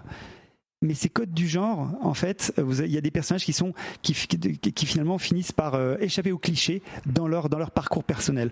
Et donc c'est ce que je trouve très intéressant, parce qu'à des moments, je veux pas trop en dire, parce que de toute façon, c'est pas pour faire une liste à l'après-vert, mais surtout, il y a des personnages qui finalement s'orientent vers des directions là où on les attendrait pas forcément. Ce que je trouve vraiment passionnant. Autre chose, ce qui est assez étonnant aussi, c'est que ce sont des enfants à la première saison. Aujourd'hui, ce sont des jeunes adultes. C'est-à-dire que la série, elle a ce petit décalage, c'est c'est une saison par une. C'est une saison. Exactement. Alors, est-ce que c'est par rapport justement, je me notais tout à l'heure, ce que tu disais, ça se passe de 83 à 87. Or, pour moi qui ai vu la première saison et un bout de la 2, vu de l'extérieur, les gamins, quand tu les vois, ils ont énormément changé. Du coup, ce côté. C'est la grande. Ouais, mais alors moi ça passe, ça me gêne pas. Peut-être que ça dérange. J'ai l'impression que certains, ils ont pris 10 ans en fait les gamins entre eux. Donc. Moi, ça ne me perturbe pas. Maintenant, je pourrais comprendre que ça perturbe. Et effectivement, c'est la grande difficulté, c'est-à-dire que chaque année. Les enfants évoluent, et effectivement il y a un des personnages qui est Will, qui est le on va dire Benjamin de la bande, qui lui prend 5 ans, le gamin il a une bonne croissance quand même, mais en même temps il était vraiment il a 11 ans quand il démarre, 11-13 ans, il était assez jeune, et en fait il a vraiment l'adolescence là tout de suite, en quelques années, en 5 ans il a même plus que ça, en 10 ans lui il a grandi, mais je dirais qu'en 5 ans tu peux te dire que moi ça passe, ça me dérange pas. Après voilà, ça pourrait en déranger d'autres peut-être. Et puis moi je trouve qu'il y a ce mélange incroyablement réussi entre l'atmosphère horrifique de la série, la tragédie, puisque effectivement là pour le coup plus on avance, plus la série on va dire s'assombrit en réalité, et il y a vraiment des destins qui je vais pas aller plus loin encore une fois, mais qui tournent un peu court, on va dire. Et tout ça associé à une forme de légèreté, d'insouciance en fait dans le traitement. La saison 3 est très très révélatrice de cet aspect-là que moi j'ai beaucoup aimé. Là où des gens ont été certaines personnes étaient se disent, ça déconne et tout. Non, il y a une espèce d'humour un peu léger, une vibe justement que je trouve qu'ils ont su trouver dans le traitement, que je trouve assez fort. Et pour moi l'écriture est un modèle du genre, notamment sur la 4e saison. Il faut savoir que la 4e saison c'est le Covid qui tombe, et à ce moment-là les frères Duffer se retrouvent avec un truc, évidemment tout s'arrête. Et tout s'arrête, et pour eux c'est une opportunité exceptionnelle. C'est l'occasion de se poser, ils en profitent pour carrément réécrire, revenir sur toute l'histoire et carrément approfondir le scénario. Tous les scripts sont écrits avant le tournage, ce qui est quasiment, je dirais, du jamais vu en fait. Ouais. En général, les scénarios font l'avancement. Se font. Là, tout est écrit, et ils vont même jusqu'à tirer les fils pour se dire, voilà, répondre à toutes les questions qui sont restées sans réponse et préparer la voie royale pour la 5e saison. Ah oui, tout à fait. Peut-être à 30 minutes, je pense. Tu as raison. Déjà, oui, j'accélère. Et à ce stade, le récit a même pas conscience. À ce stade, le récit a pris une telle ampleur. Faut savoir que le dernier épisode de la saison 4 fait 2h28. Putain. Voilà, ouais. Oh, mais c'est plus un épisode là. Non, ce sont des films. C'est-à-dire que les derniers épisodes de la saison 4 sont des films. C'est 1h20, 1h30, 2h28. Et il l'a refaite, donc je t'explique pas. C'est comme si il avait découvert le machin. À chaque fois, à la fin d'un épisode, j'adore cette série. Mais oui, c'est vrai. C'est génial. Et donc, à tel point que les attentes sont énormes pour cette 5e saison. Évidemment, énormément de monde attend cette 4e saison. D'ailleurs, cette 4e saison avait battu des records d'audience. Évidemment, il y a énormément d'attentes pour la 5e saison qui, évidemment, alors pour le coup, on est encore sur un cran supplémentaire avec notamment des réalisateurs qui sont conviés. Donc, Franck Darabont qui va réaliser 2 épisodes. Franck Darabont, c'est Les Évadés. Par exemple, c'est La Ligne Verte. Hein, voilà. Alors, le début de merde, comment ça s'appelle le truc avec les zombies là. Walking Dead, il a fait le pilote. Oui, exactement. Et juste, d'ailleurs, c'est ce que je voulais dire. Ce qui est important de préciser, je parlais de réalisation, c'est que ce qui fait la grande force aussi de Stranger Things, à mon sens, c'est que, en fait, les frères Duffer, ils ont Matt et Ross Duffer, ils ont conservé. Ils sont restés à la manœuvre de la série tout du long, sur l'écriture, sur la supervision. Et non seulement réalisateurs, ils ont réalisé la majeure partie des épisodes, hormis quelques épisodes qui sont faits soit par leur producteur Sean Levy, soit par quelques invités, un peu comme par exemple ce sera le cas pour comment il s'appelle, Franck Darabont. Et ça, je trouve ça, du coup, ça permet de garder cette cohérence, cette vision esthétique globale. J'ai peu évoqué, et j'ai quasiment fini, mais j'ai peu évoqué les références visuelles. Plus que 30 minutes, c'est bon. Non, j'arrive. J'ai peu évoqué les références visuelles qui sont parsemées dans la série, qui étaient un peu le fer de lance de la série, un peu ce sur quoi la série était vendue. Mais en fait, parce que pour moi, la série va au-delà d'une simple compilation de clins d'œil au public, aux amateurs de films de cette époque-là. Même si je trouve qu'il y a un côté assez ludique, en fait, quand on regarde la série, tout au long de la série, de voir les différents les petites choses qui sont parsemées ici et là, alors que ce soit un accessoire, que ce soit un plan. Parce que des fois, il y a carrément des hommages en termes de mise en scène. Et là, vous dites, mais bravo, bien vu. Ils ont repris un moment presque au plan, mais c'est un hommage. C'est juste un. Moi, j'ai vu les Goonies à un moment. De toute façon, il y en a effectivement un paquet comme ça, une ligne de dialogue, la récréation d'une scène mythique, etc. Et je trouve, c'est ce côté un petit peu ludique, mais qui pour moi ne doit pas du tout passer devant ce qui est réellement important, c'est-à-dire le fond. Également les références musicales. Alors là-dessus, ça participe également de l'immersion, on va dire, dans une espèce de cette période, alors un peu fantasmée, de ces années 80, un peu fantasmée, parce qu'en fait c'est une récréation un peu fantasmée, mais néanmoins peut-être que j'y suis plus directement sensible parce que ce sont des références musicales qui me parlent directement. Typiquement, alors là pour le coup c'est un peu. Alors oui, mais alors Joy Division, Siouxsie and the Banshees, Kate Bush, Metallica, Kate Bush, mais également Dead or Alive, les Cramps. Enfin, il y a plein comme ça de morceaux qui forcément tout de suite ça résonne intérieurement. Et c'est pas seulement que des vignettes musicales, des collages pour faire genre, il y a même des morceaux qui servent carrément l'action, qui sont des moteurs de l'action, qui servent à faire avancer l'action. Je pense notamment au morceau de Kate Bush, j'en dis pas plus, si vous voulez, il faudrait que vous regardiez la série pour comprendre ce que j'entends par là. D'ailleurs, petite anecdote, comment dirais-je, sur le sujet, savez-vous que Kate Bush, grâce à Running Up That Hill, eh bien en fait sa chanson est arrivée donc 40 ans après, grosso modo, sa sortie, numéro 1, ce qui fait qu'elle a décroché sur le Guinness Book des records le premier titre britannique à avoir mis le plus de temps à atteindre le numéro 1 au classement. Et surtout, ça permet Kate Bush d'embaucher à peu près 2,3 millions de dollars juste avec cette chanson-là. C'est un truc de fou en fait. Elle s'y attendait pas, c'est le jackpot. C'est le bon plan comme ça. Ouais. Et voilà. Donc je trouve ça plus drôle. Bref, je vais m'arrêter là. Je pense qu'il y a énormément à dire. Là, je survole à fond. Mais moi, je vais vous dire, j'ai regardé cette série pour la seconde fois dans la perspective de la saison 5. Et puisque mon visionnage datait de 2022. Donc, je voulais me remettre un petit peu dans le truc. Et j'avoue, c'est ce que dit Didouille, moi, j'ai pris un vrai plaisir enfantin. Il n'y a pas d'autre terme, hein, vraiment. Hein, c'est un plaisir régressif absolu, enfantin, à redécouvrir ces 4 saisons, à découvrir des choses qui m'avaient complètement échappé au premier visionnage. et qui pour moi témoigne du sens, en fait, de la qualité du travail qui a été fait par les frères Duffer, leur équipe. Alors on pourrait dire, et je sais pour ça, et c'est là que je voulais revenir à ce que tu disais, Nico, effectivement il y a ce côté je fais du neuf avec du vieux, donc je n'invente rien, c'est facile, trouvez-moi des nouvelles idées au lieu de recycler. C'est pas tant ça, c'est que ça joue un peu sur la fibre nostalgique, un peu tiré par les cheveux pour moi.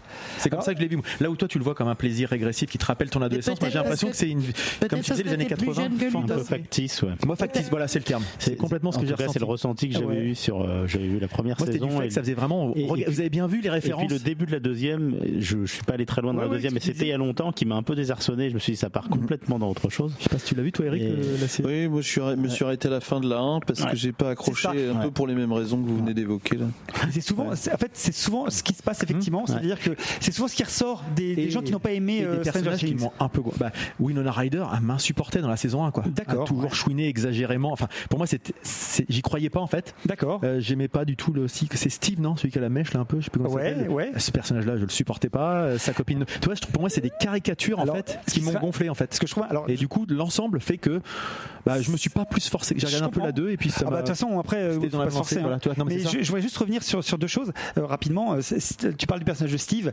Voilà un personnage qui a un parcours que je trouve extrêmement intéressant, puisqu'effectivement, on ne peut pas faire plus caricatural ou plus cliché que ce personnage-là. Et la manière dont il évolue et la manière dont ce que le personnage devient et la façon dont ça part un peu en dérision du personnage et comment il acquiert une forme d'humanité et de profondeur. À mon sens, et bien justement, je trouve que c'est un des éléments intéressants de la série. Après, effectivement, il y a ce côté années 90 de pacotille, c'est-à-dire ce côté un petit peu artificiellement créé et tout. En fait, moi, ce qui je trouvais vachement intéressant dans la démarche des frères Duffer, c'est que j'y ai tout vu une vraie sincérité. En fait, il y avait une vraie authenticité dans la démarche, et c'était pas en parlant de Stranger Things aujourd'hui. C'est forcément opportuniste de leur part. Ce que je voulais défendre, un truc de marketing, c'est un truc de passionné, quoi. Je comprends qu'on n'aime pas ça, bien, mais ce que je voulais défendre sur ce principe, ce projet-là, c'était la démarche des auteurs qui était vraiment sincère, qui était un truc de passionné. Après, effectivement, le résultat, on l'apprécie, je dirais diversement. Moi, en tout cas, j'avoue que de ce point de vue-là, tu l'as bien aimé. J'ai été un super client et voilà. Et c'est ce que je disais, ce qu'on peut pas enlever aux frères Duffer, c'est la sincérité profonde de leur projet et une forme de créativité à rassembler tout ça, tous ces éléments-là. Voilà ce que je voulais vous dire. Et bien écoutez, maintenant, si vous avez envie de vous faire une idée, d'y retourner, allez-y. Peut-être. Si vous n'avez pas envie, n'y allez pas. Enfin, je ne force personne, mais par contre, vraiment, moi, je trouve que ça vaut quand même. Le succès ne m'étonne pas. Je trouve qu'il est mérité pour ces auteurs-là. En tout cas, tu donnes envie. Après, c'est toujours le temps à consacrer aux séries. Voilà.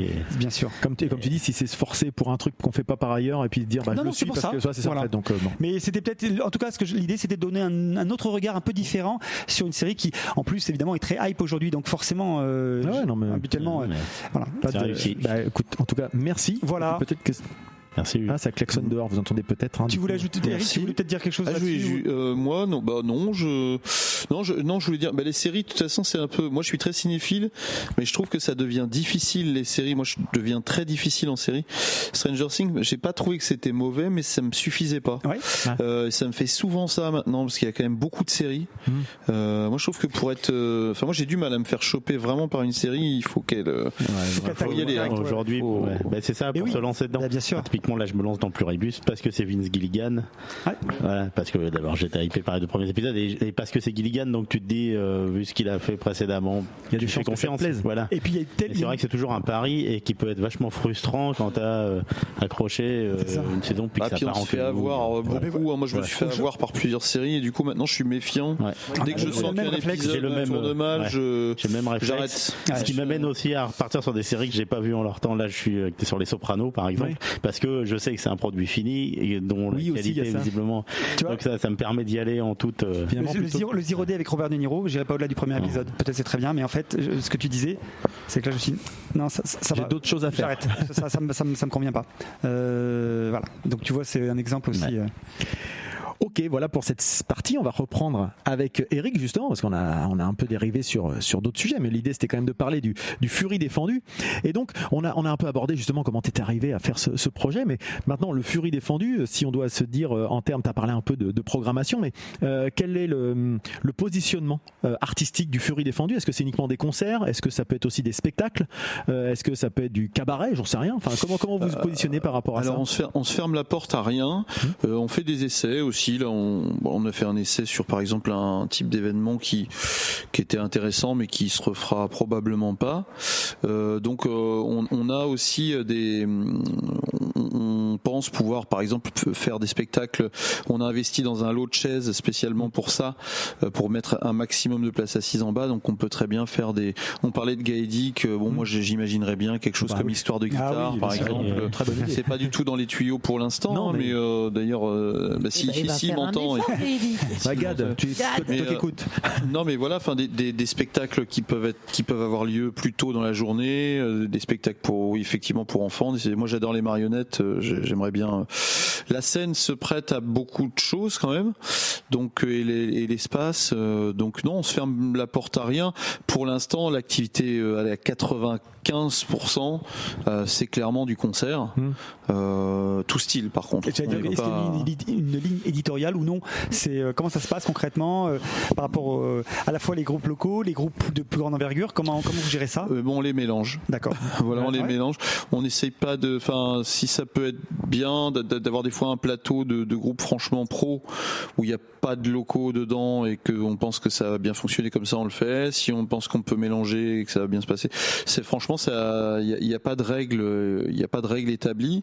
Au niveau des styles, on essaye tout parce que on a envie de proposer quelque chose d'éclectique et on veut en faire pour tout le monde, hein. Même moi s'il y a des choses qui m'intéressent pas, peu importe, c'est pas ça le plus important. Le seul truc qu'on fait pas trop, c'est du classique, mais ça c'est plus pour des raisons soniques, c'est plus pour des raisons de son, parce que comme on crée de plus en plus, pour l'instant ça pourra encore fonctionner, mais on va quand même mater beaucoup la salle. D'accord. Et on a besoin de l'inverse pour une salle de musique actuelle, de ce qu'on a besoin pour une salle de musique classique, et on a besoin d'un minimum de résonance, que la salle vive un peu pour du classique. Et là ici on va chercher à avoir une scène vraiment le plus mat possible, avec un lieu assez mat aussi, donc ça va pu être très adapté à faire du lyrique ou à faire mais après on peut quand même faire des choses, mais il faut mettre des panneaux réfléchissants sur scène, des choses comme ça, donc ça va pas être très adapté pour le classique. Mais sinon tous les autres styles, en revanche toutes les musiques actuelles vont se prêter au lieu. Donc là ce sont les tourneurs qui vous contactent. Pardon. C'est bien, très bien. Comment vous faites? C'est vous qui avez démarché ou comment ça se passe?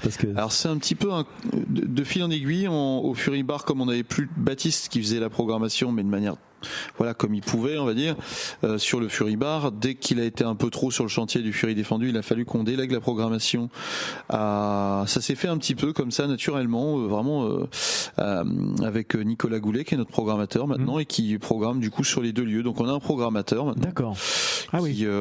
C'est lui qui programme les concerts.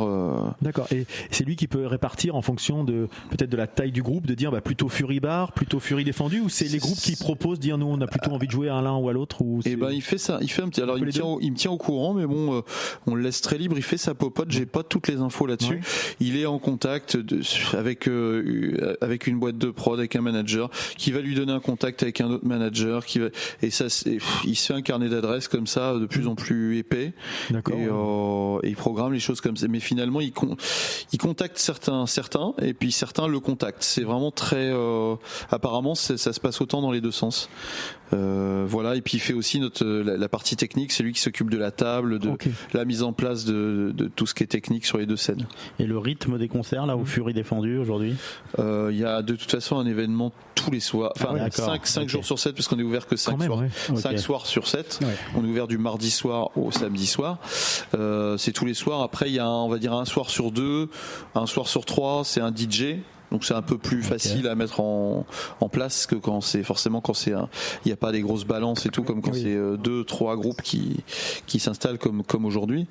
Voilà, mais on va dire au moins 3 soirs, 3 soirs sur 7 où c'est concert, quoi. D'accord. Ah oui, donc c'est vraiment salle de. Enfin, on parlait tout à l'heure équilibre salle de concert. Justement, je me demandais à quel rythme vous programmiez. Voilà. C'est vraiment tous les soirs, en tout cas, une salle. Il y a un événement tous les soirs. Ouais. Et est-ce qu'il y a quand même un fonctionnement type bar comme le Fury à côté, où c'est décabillé, donc on peut venir un soir comme ça, et puis si c'est pas un soir à billetterie avec une jauge, on peut très bien juste venir boire un coup. Tout à fait, et profiter du concert.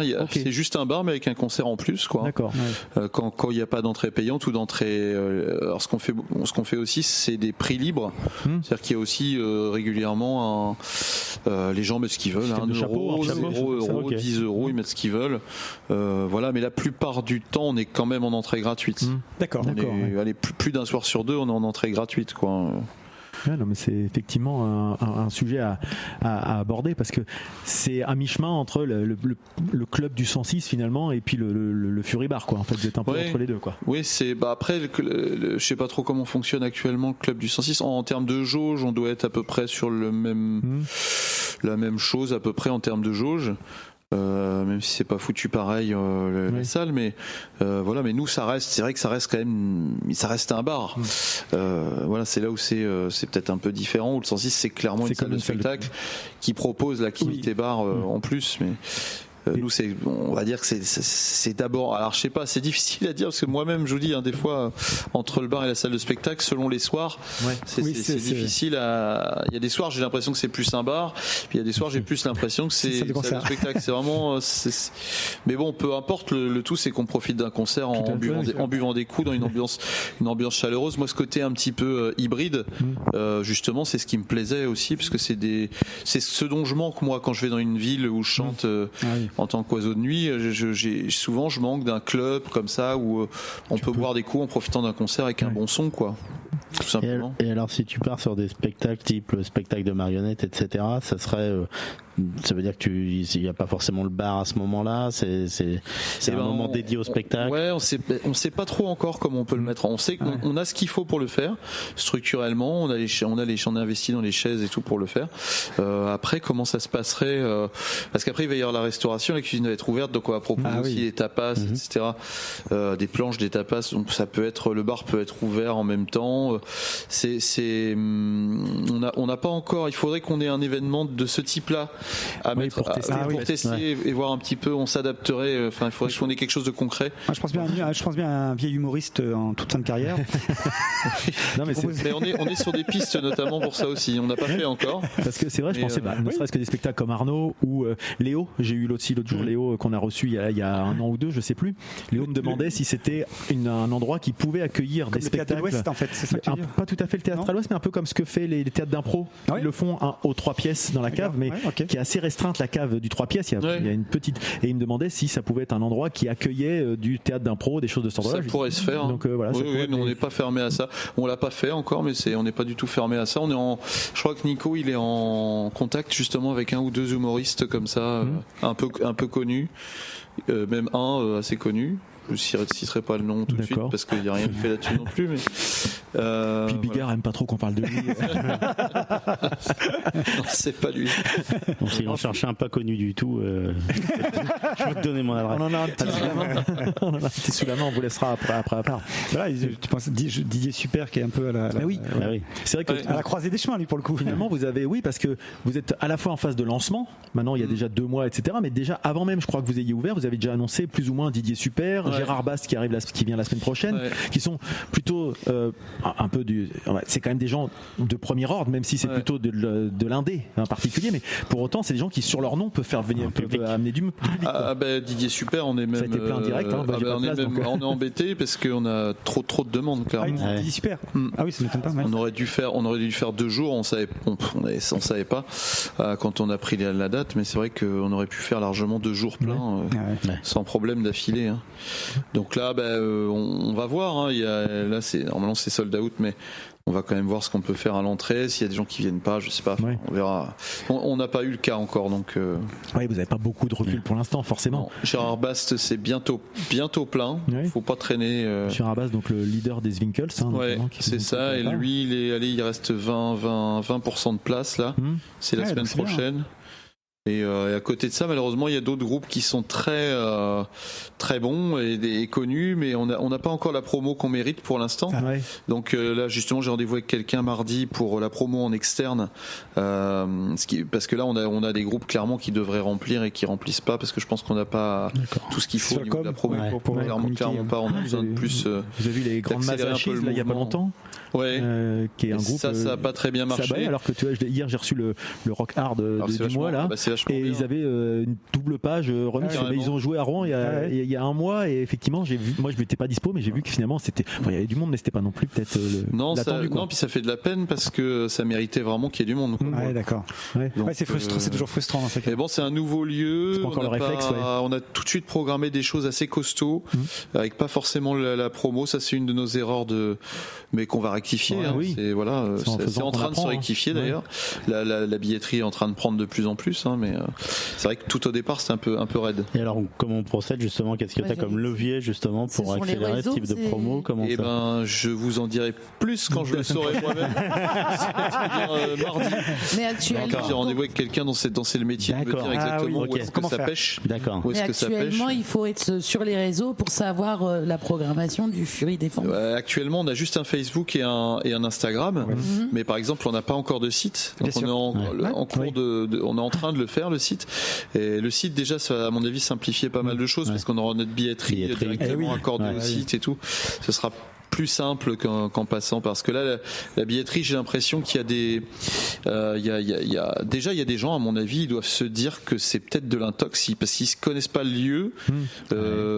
C'est pas tellement répertorié comme salle de concert, et ils voient que des places pas chères, franchement pas chères, pour des artistes qui remplissent le Bataclan, etc. Donc ils doivent se dire mais c'est de l'intox, c'est peut-être une arnaque, c'est peut-être, moi je me dis qu'il doit y avoir ça aussi. Parce que l'ordre de prix d'une place ici à peu près, est-ce que il y a peut-être pas de, Ça dépend de l'artiste, peut-être. Ça va de 5 à 20 euros. D'accord. Le plus cher qu'on ait eu jusqu'ici, je crois que c'est 20 euros de mémoire. Ça doit être genre Manu Lanvin ou. D'accord. Et puis qui va venir dans bientôt. Je crois que c'est le 6 décembre de mémoire. Et puis sinon on a, je crois, Didier Super, je crois que c'est 17 de mémoire, voilà. Puis après on a aussi des artistes comme Gogo Juice et Secret Girls qui étaient là mardi dernier, qui était, je crois que c'était 5 euros l'entrée. Donc c'était super, en plus c'était vraiment un concert chouette. Donc voilà, il y a tous les prix, mais ça va pas bien haut. Hein. Ça va, Manu Lanvin, par exemple, je crois que c'est au Bataclan, il y a des places à 75 euros. Ah oui, ok, ouais. Donc effectivement, 20 balles ici. Là, en grande proximité. Là, ça vaut le coup. D'ailleurs, je pense qu'on va certainement avoir le problème inverse dans pas longtemps, c'est que quand la promo va être faite correctement et que les gens vont tous avoir, beaucoup de gens vont avoir connaissance. Là, à mon avis, on va avoir beaucoup de sold out. Hein. Là où on est actuellement, on est à mi-jauge. Mais effectivement, c'est peut-être pas encore très connu. Et puis on le disait, Didou le disait tout à l'heure, c'est tout bête, mais pour l'instant, c'est vrai que sur la façade, il y a pas de logo, c'est pas identifiable. Donc c'est vrai que ça peut être un. Tu disais, Arnaud, ouais. Oui, non, c'était moi, t'as raison. Oui, c'est pas toi qui l'as dit. Non, oui, tout à fait. Ok, pardon. Il me pique mes oui, c'est ça. Mais c'est vrai que ça peut être aussi un lieu, comme tu disais, les gens savent pas si c'est ouvert, peut-être, si c'est pour tout de suite. Ouais, je pense que les gens se demandent si c'est du lard ou du cochon des fois en voyant tel concert là sur un endroit qui a pas de façade. Vous avez ouvert aussi à Rouen et à la foire en même temps, donc c'est tout bête, mais effectivement il y a un arbitrage aussi peut-être au niveau des gens. Tu crois que ça fait une différence, ça? Je sais pas, parce que la foire est quand même super pleine, hein, quand il va le soir là-bas, le coin là-bas il est blindé. Tu vas à la foire parce que t'as des enfants. C'était pas le même public, c'est ça ma question. C'était pas le même public, t'as raison, je sais pas. Mais en tout cas voilà, il y a peut-être. C'est pour ça qu'il faut se laisser un peu de temps. On a vraiment des soirées des fois c'est très très fort, des fois il y a vraiment pas beaucoup de monde et c'est parfois très difficile de savoir pourquoi. Oui. Et sinon la programmation sur Facebook ou Insta, c'est sur un mois, sur une semaine, sur 3 jours. Alors on envoie la semaine, tout le programme de la semaine, chaque semaine, sur Facebook et sur Insta. Donc déjà ça c'est pas mal. On a un agenda à la semaine, et puis on a une grosse affiche qu'on met pour le mois maintenant, pour tout le programme du mois. C'est bien, c'est aussi pour se rendre compte. Oui, voilà, c'est ça. Pour anticiper aussi. Ce sera plus clair sur le site, que c'est quand même moins pratique sur Facebook et Insta de faire ce genre de choses. C'est moins clair. Puis c'est pas forcément, vous savez pas forcément qui ça touche en plus, parce que c'est avec les algorithmes, ça se trouve. Oui, et puis Facebook et Insta, c'est encore une fois, c'est de la com qui est plus en interne, c'est pour les gens qui nous connaissent déjà. Exactement. Le problème, c'est d'aller vers ceux qui nous connaissent pas, et c'est là où on a tout est à faire encore. Pour info, si vous allez sur le Facebook il y a tous les événements qui sont déjà là, et donc il y a des événements jusqu'en janvier pour l'instant, même plus. Oui, ils sont déjà planifiés, il y a déjà des dates. Mais il y a de plus en plus de dates qui sont mises en avance. Parce que ça c'est la prog. Maintenant on a même des dates qu'on n'a pas encore mis mais qu'on a pour octobre prochain. Vous savez déjà que c'est en avant. On a de très gros trucs pour octobre prochain. Voilà. Et puis bon là je garde le secret. Tu peux en dire un peu plus? Dalida revient. Non, je peux pas. Je pensais jamais. On a tenté. Hein. Le contrat est pas signé, donc on sait jamais. Ah, tu as raison. Mais non, mais les choses vont aussi se faire de manière plus fluide, parce qu'on a de plus en plus de dates qui se bloquent longtemps à l'avance. Maintenant que le lieu est ouvert, avant on était un peu coincé, c'était compliqué avant l'ouverture. Mais oui, voilà, plus on va pouvoir bloquer les choses longtemps en avance, plus la promo sera facile, plus les gens auront de visibilité. Les choses vont se mettre en route, mais comme je disais en début d'interview, je pense que sur un lieu comme ça, faut 6 mois déjà de mise en route, quoi. Oui.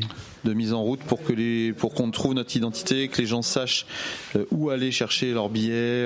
Oui, c'est ça, ouais, ça arrive. On fasse des billets en physique aussi, parce que je voudrais qu'on fasse des billets réels à vendre au bar. On n'a pas encore mis ça en place. D'accord, pour que les gens gardent un souvenir d'une certaine manière, et puis qu'ils prennent leur place. Enfin, moi, je sais que je ferais scanner un QR code.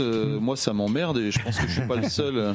Je suis pas le seul en ce cas-là. Hein, c'est pas forcément aussi marquant que d'avoir un billet. Enfin, moi, je sais que je les garde mes billets en plus, donc un petit côté collectionniste, mais il y a un côté physique qui rend la chose concrète, quoi. En fait, et puis aussi tout simplement pour les gens qui sont pas forcément, qui n'ont pas forcément envie de faire leur truc sur le net et tout, d'acheter le billet directement sur le lieu. Vrai, effectivement.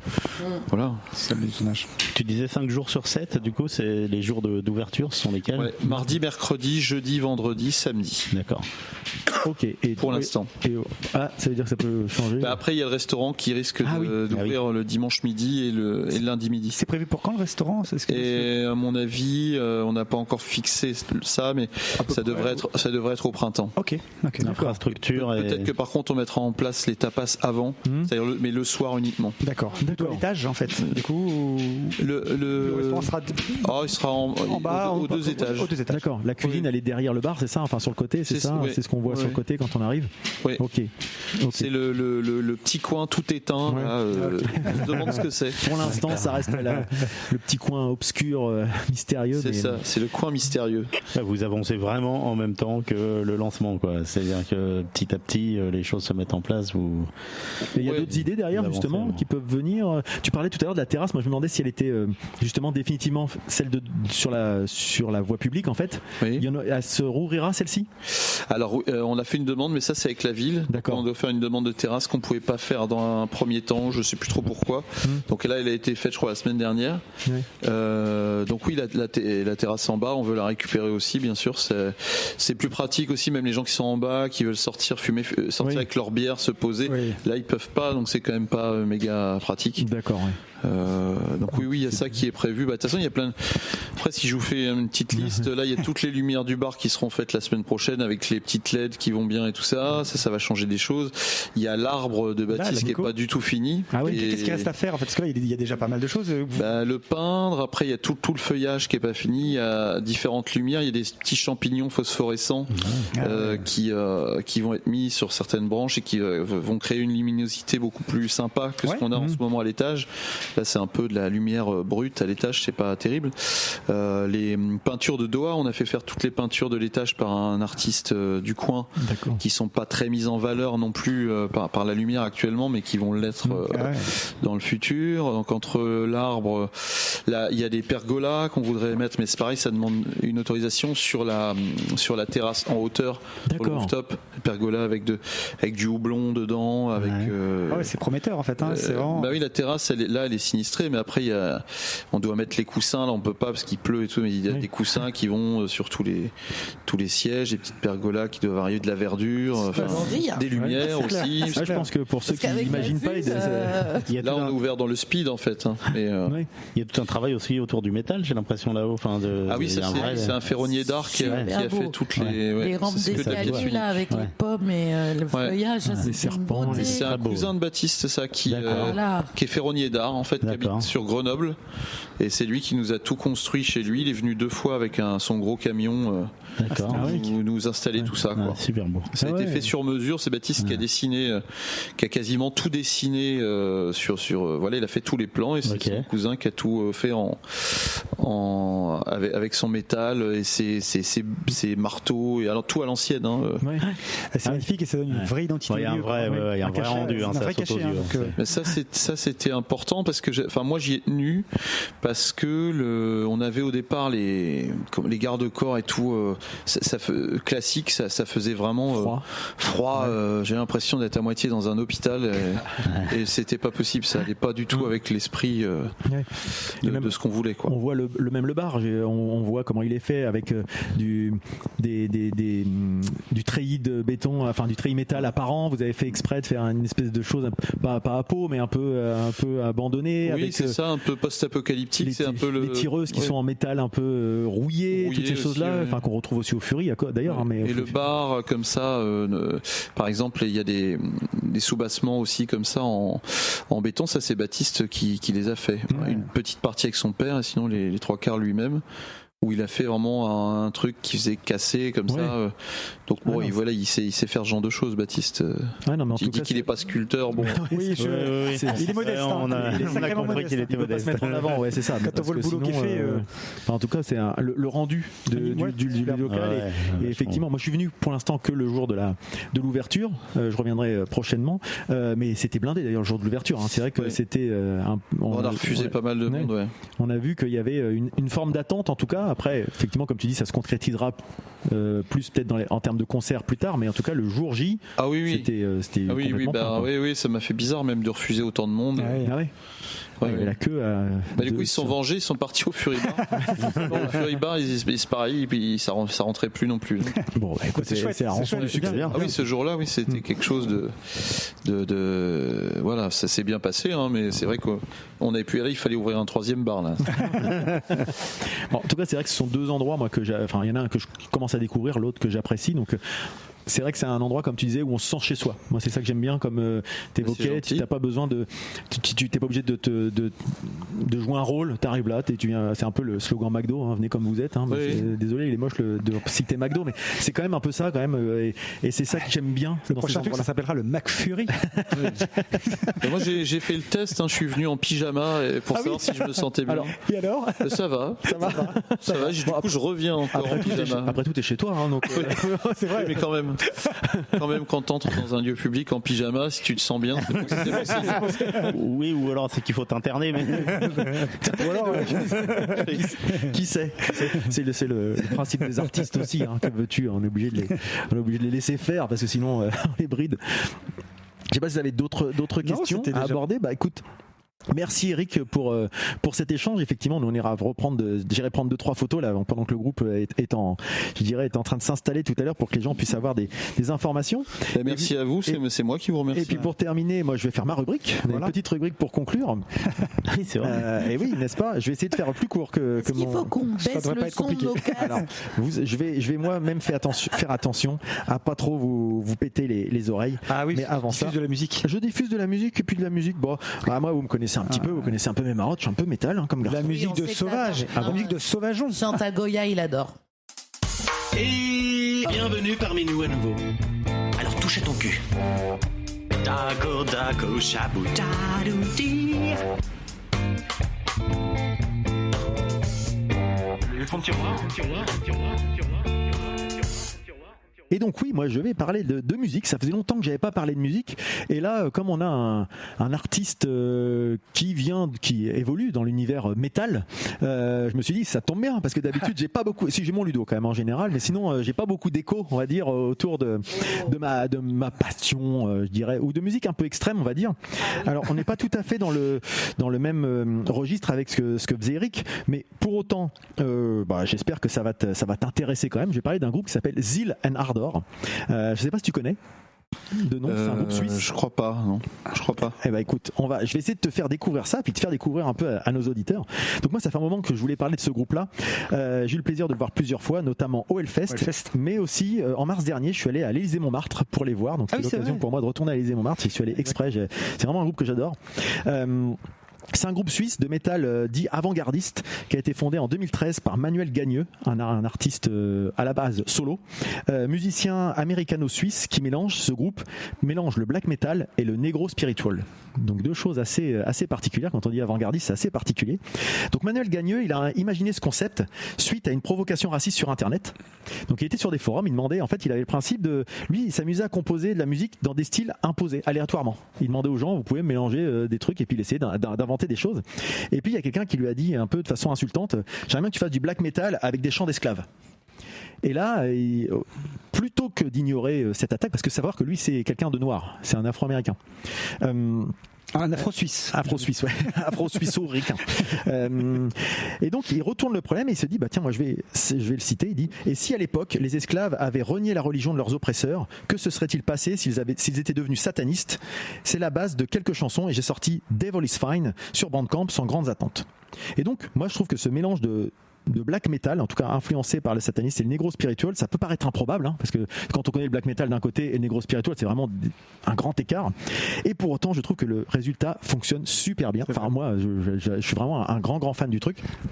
Je vais vous proposer quelques extraits. Dont Devil is Fine, qui est, je pense, le plus accessible et qui est assez écoutable par tout le monde parce qu'il n'y a presque pas de métal dessus. C'est le premier qu'il a créé, mais on va dire il y a des premières bribes de métal qui rentrent dedans.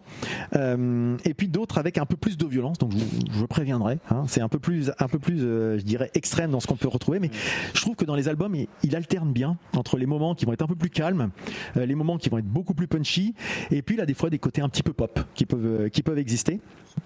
Et donc je vais vous faire écouter pour commencer le titre justement Devil is Fine.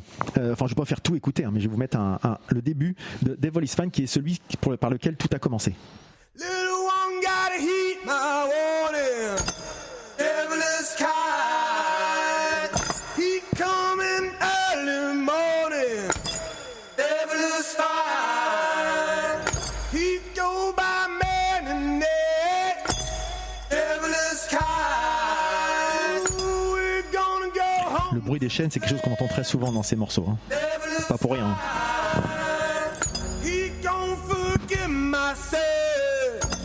Devil is kind. He promised manifest. Devil is fine. I can't do it. Voilà, c'est des petites touches de guitare très black metal, mais très en arrière-plan là-dessus. Alors, ça s'énerve un peu sur la fin avec la double pédale, je vais pas mettre tout l'album. Donc il a une voix qui est assez reconnaissable, je trouve. Donc voilà, ça c'est le premier titre, hein, je vous mets pas en entier, mais c'est pour vous montrer un petit peu le sujet. Au départ, quand je vous ai dit black metal machin, ça peut peut-être un peu faire peur, puis finalement on se rend compte que ça peut toucher des choses de cet ordre-là. Ouais. Enfin là, ça fait pas black metal. Non, du tout. Mais si je mets sur la fin du morceau, mais c'est-à-dire que là c'est pour poser les bases, mais c'est voilà. Si je vous mets juste la toute fin du morceau, vous allez voir que c'est un peu plus énervé, voilà. Parce qu'il y a de la double pédale qui commence à rentrer, il met de plus en plus de nappes en fait, mais ça reste là. Je trouve que ce morceau reste parmi les plus accessibles en fait. Parce que voilà. Tu vois, moi je de l'extérieur, je le qualifierais même pas forcément de métal. Non, pour l'instant non. C'est vraiment, il a mis des premières choses comme ça. Il a posé des briques, on va dire. Ouais. Et en fait, ce qui s'est passé, c'est que Mathias Gagneux, en fait, c'est un instrumentiste solo. Au départ, il est tout seul, lui. Hein, c'est quelqu'un qui est un peu un geek, hein, dans sa chambre, à faire de la musique tout seul. Mais c'est la tête pensante de Zeal and Ardor, qui veut dire zèle et ardeur, hein, tout bêtement, en français, ce qui symbolise la passion, la ferveur, la détermination et la passion, le dévouement, pardon. Et donc lui, c'est un artiste solitaire un peu malgré lui. Hein, il est né en Suisse, d'une mère suisse et d'un père afro-américain. Et il est plutôt dans l'univers métal extrême, musique folklorique américaine, musique classique, électronique expérimentale. Donc vous voyez déjà que lui, à la base, il est plutôt à partir sur plusieurs types d'univers.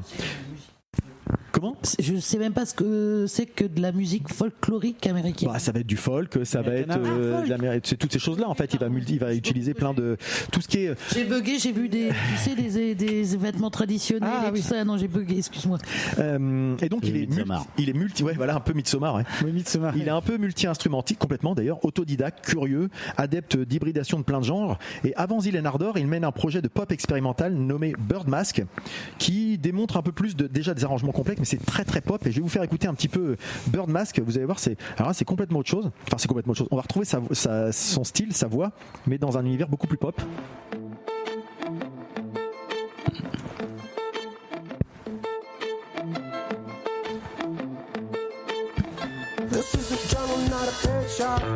Oui. Rien à voir. Hein.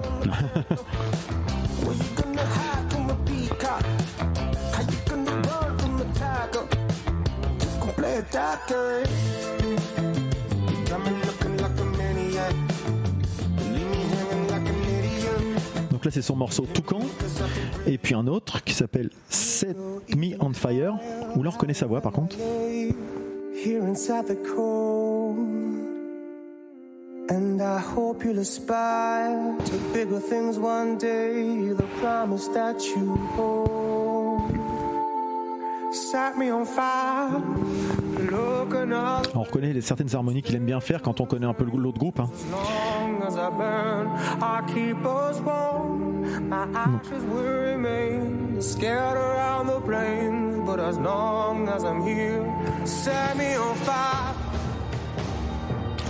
On reconnaît quand même certains gimmicks quand on connaît un peu la musique. Donc voilà, pour montrer un petit peu l'univers assez large de ce Manuel Gagneux, qui est quand même quelqu'un d'assez intéressant, je trouve, moi déjà de base. Et il n'avait pas prévu du tout que Zilen Ardor devienne un groupe. Hein. Pour lui, Devil is Fine, c'était une sorte d'exutoire par rapport à une provocation, en fait. Un truc complètement bricolé dans sa chambre. Et en fait, il n'avait pas de pression, il n'avait rien du tout. Sauf que finalement, l'album est encensé, en fait, à la sortie. Les festivals l'appellent, les labels l'appellent, etc. Et il se retrouve à mener un projet qui n'était pas du tout prévu comme ça au départ. Et pour lui, il comprend que il faut qu'il forme un nouveau groupe, quoi, parce qu'il va pas pouvoir faire tout ça sur scène. Il peut pas monter sur scène et jouer tous les instruments. Donc il se met à rencontrer des personnes pour aller au-delà de la simple expérimentation. Et donc le projet initial date de 2013. Et en 2016, il s'entoure de plusieurs instruments, de plusieurs musiciens. Donc Denis Wagner, qui est au chœur. Denis Wagner, si vous regardez le groupe, c'est le grand tout maigre du groupe, qui se contorsionne dans tous les sens. Il est assez impressionnant. Il est complètement habité sur scène. Il est complètement fou, mais il est impressionnant. Il a un côté hypnotique quand on le voit chanter. Marc Obritz, qui est un autre choriste. Tiziano Volante, qui a la guitare. Mia Raffaella Dieu qui est à la basse, et Marco Van Almen à la batterie. Donc il a un vrai groupe autour de lui maintenant. Et moi j'ai redécouvert, enfin je n'ai pas redécouvert le groupe, j'ai vu, il y a tout ce que je vous dis là, il y a pas mal de choses que j'ai vues dans un documentaire qui se trouve sur The Pit, une plateforme de streaming, qui s'appelle Play with the Devil, Becoming Zilen Ardor, où on voit finalement comment le groupe a enregistré ses projets, qu'on voit des salles de répétition, des choses comme ça, on les voit travailler, on les voit se questionner, on les voit s'interroger. J'ai un petit souci de son. Des répétitions filmées, on montre un groupe qui est un peu fragile, qui se cherche, des fois qui s'engueule, les doutes qu'on peut retrouver. Mathias Gagneux qui a peur de mal faire, parce que pour lui c'est un projet qui le dépasse complètement. Donc on est vraiment dans quelque chose où on voit l'envers du décor, et moi c'est vraiment un groupe que j'apprécie énormément.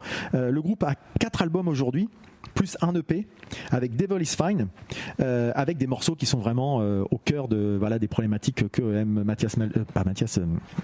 Manuel Gagneux, pardon. Mathias Malzieu, c'est quelqu'un d'autre. Et donc, je vais vous faire écouter un autre morceau du premier album, qui là va être un peu plus, ça commence un petit peu à rentrer un peu plus dedans. Qui s'appelle Blood in the River. Donc, toujours par rapport à l'histoire esclavagiste des États-Unis.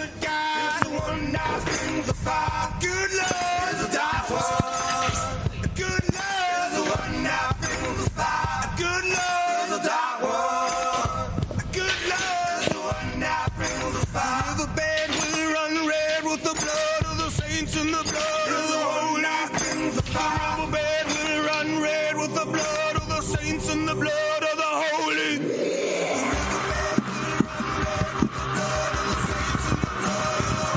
Donc là, il y a un peu plus de métal qui rentre en...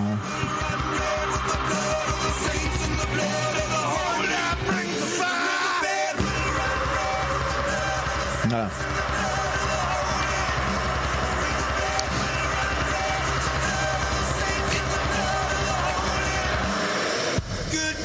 Et voilà, ça repose. En fait, il y a beaucoup de dynamique dans ces morceaux. Moi, j'ai connu le groupe avec ce morceau, Servant, qui, voilà, alors, on commence à avoir un peu plus de... Enfin, quoique... Enfin, tout est relatif. Moi, je suis peut-être pas le mieux placé pour dire ce qui est violent et ce qui ne l'est pas.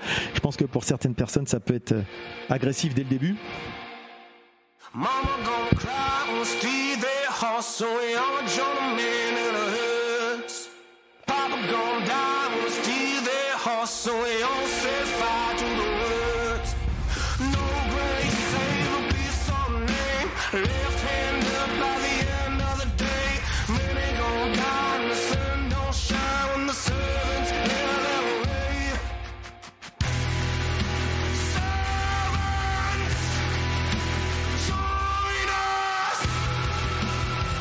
Voilà, là, on commence à rentrer un peu plus dans le dur.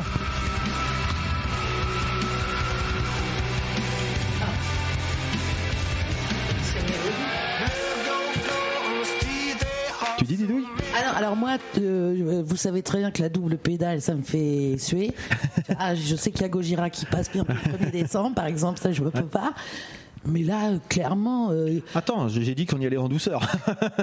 Non, mais là, ça va. Oui, la seule chose qui me gêne, j'ai l'impression que c'est toujours sur le même pain. Ça commence toujours pareil. Alors, il a des tendances... On rajoute un instrument. En fait, je vous en mets des assez écoutables. Il y a une cinquantaine de chansons là, en tout. Donc, pédale, elle est non, mais attends, quoi. On va y aller. Et puis, est-ce qu'il vomit sur le... micro? Non. Moi, c'est ça que j'aime. Alors des fois, il y a des trucs où il y en a une à la toute dernière et il gueule un peu. Entre gueuler vers... Ah, c'est pas du growl, il y a très peu de growl ou des choses comme ça. Voilà. Moi, c'est le growl et le double pédale. Tu vois, je peux plus. Mais là, franchement, ça va. Donc un autre style encore. Ah, je vous mets quelques petits extraits de quelques trentaines de secondes, mais...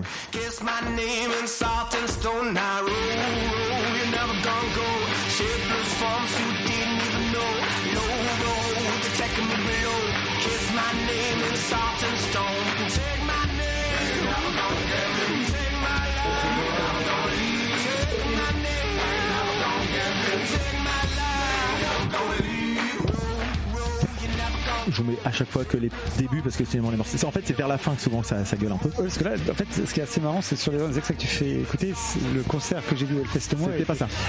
C'est-à-dire que c'est pas exactement. Bon, alors il a choisi vraiment les morceaux les plus. Non, mais j'en repasse encore deux parce que les autres, sinon ça va faire beaucoup. Ils ont le deuxième album.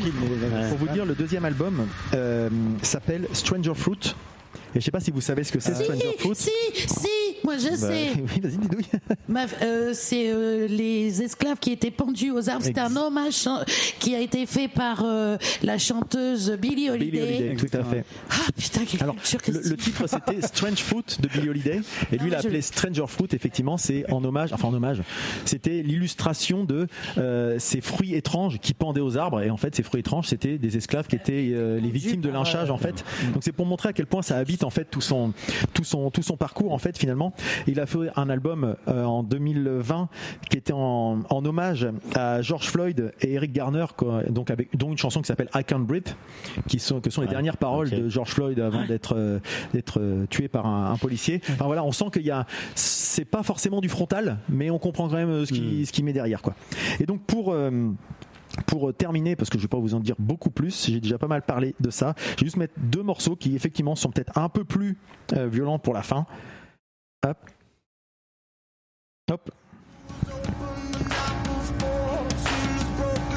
Mais c'est vrai que les débuts sont assez calmes en général, sauf la toute dernière qui attaque direct.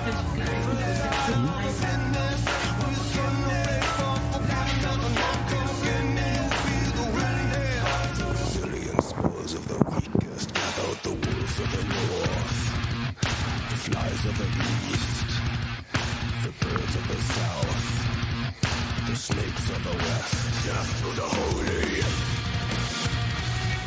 Là, on est un peu plus dans du métal quand même.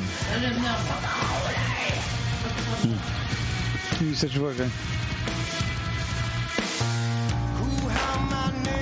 Non. Ça va, vous faites pas trop de grimaces? Très bien. Ah, non, ça va. Tant mieux. Non, mais tant mieux parce que c'est quand même un sujet. Alors là, je trouve qu'il a le timbre du chanteur des Living Colour. Ah, peut-être. Moi, effectivement, non, mais il a une voix. Moi, je trouve qu'il a un timbre que j'adore en plus, carrément. Et la toute dernière, donc, c'est un peu leur tube qui va. Alors, tube avec tous les guillemets qui vont, puisque c'est le tube de métal, hein, mais voilà. Alors, la prononcer, c'est Götterdämmerung. Qui veut dire Götterdämmerung. Pardon, excuse-moi. C'est l'allemand, c'est pas okay.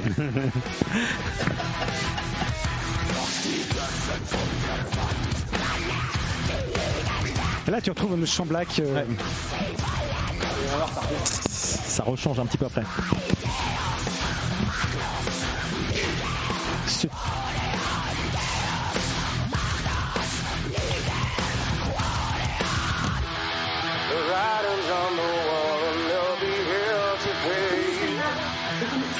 Tu la connais, Louis?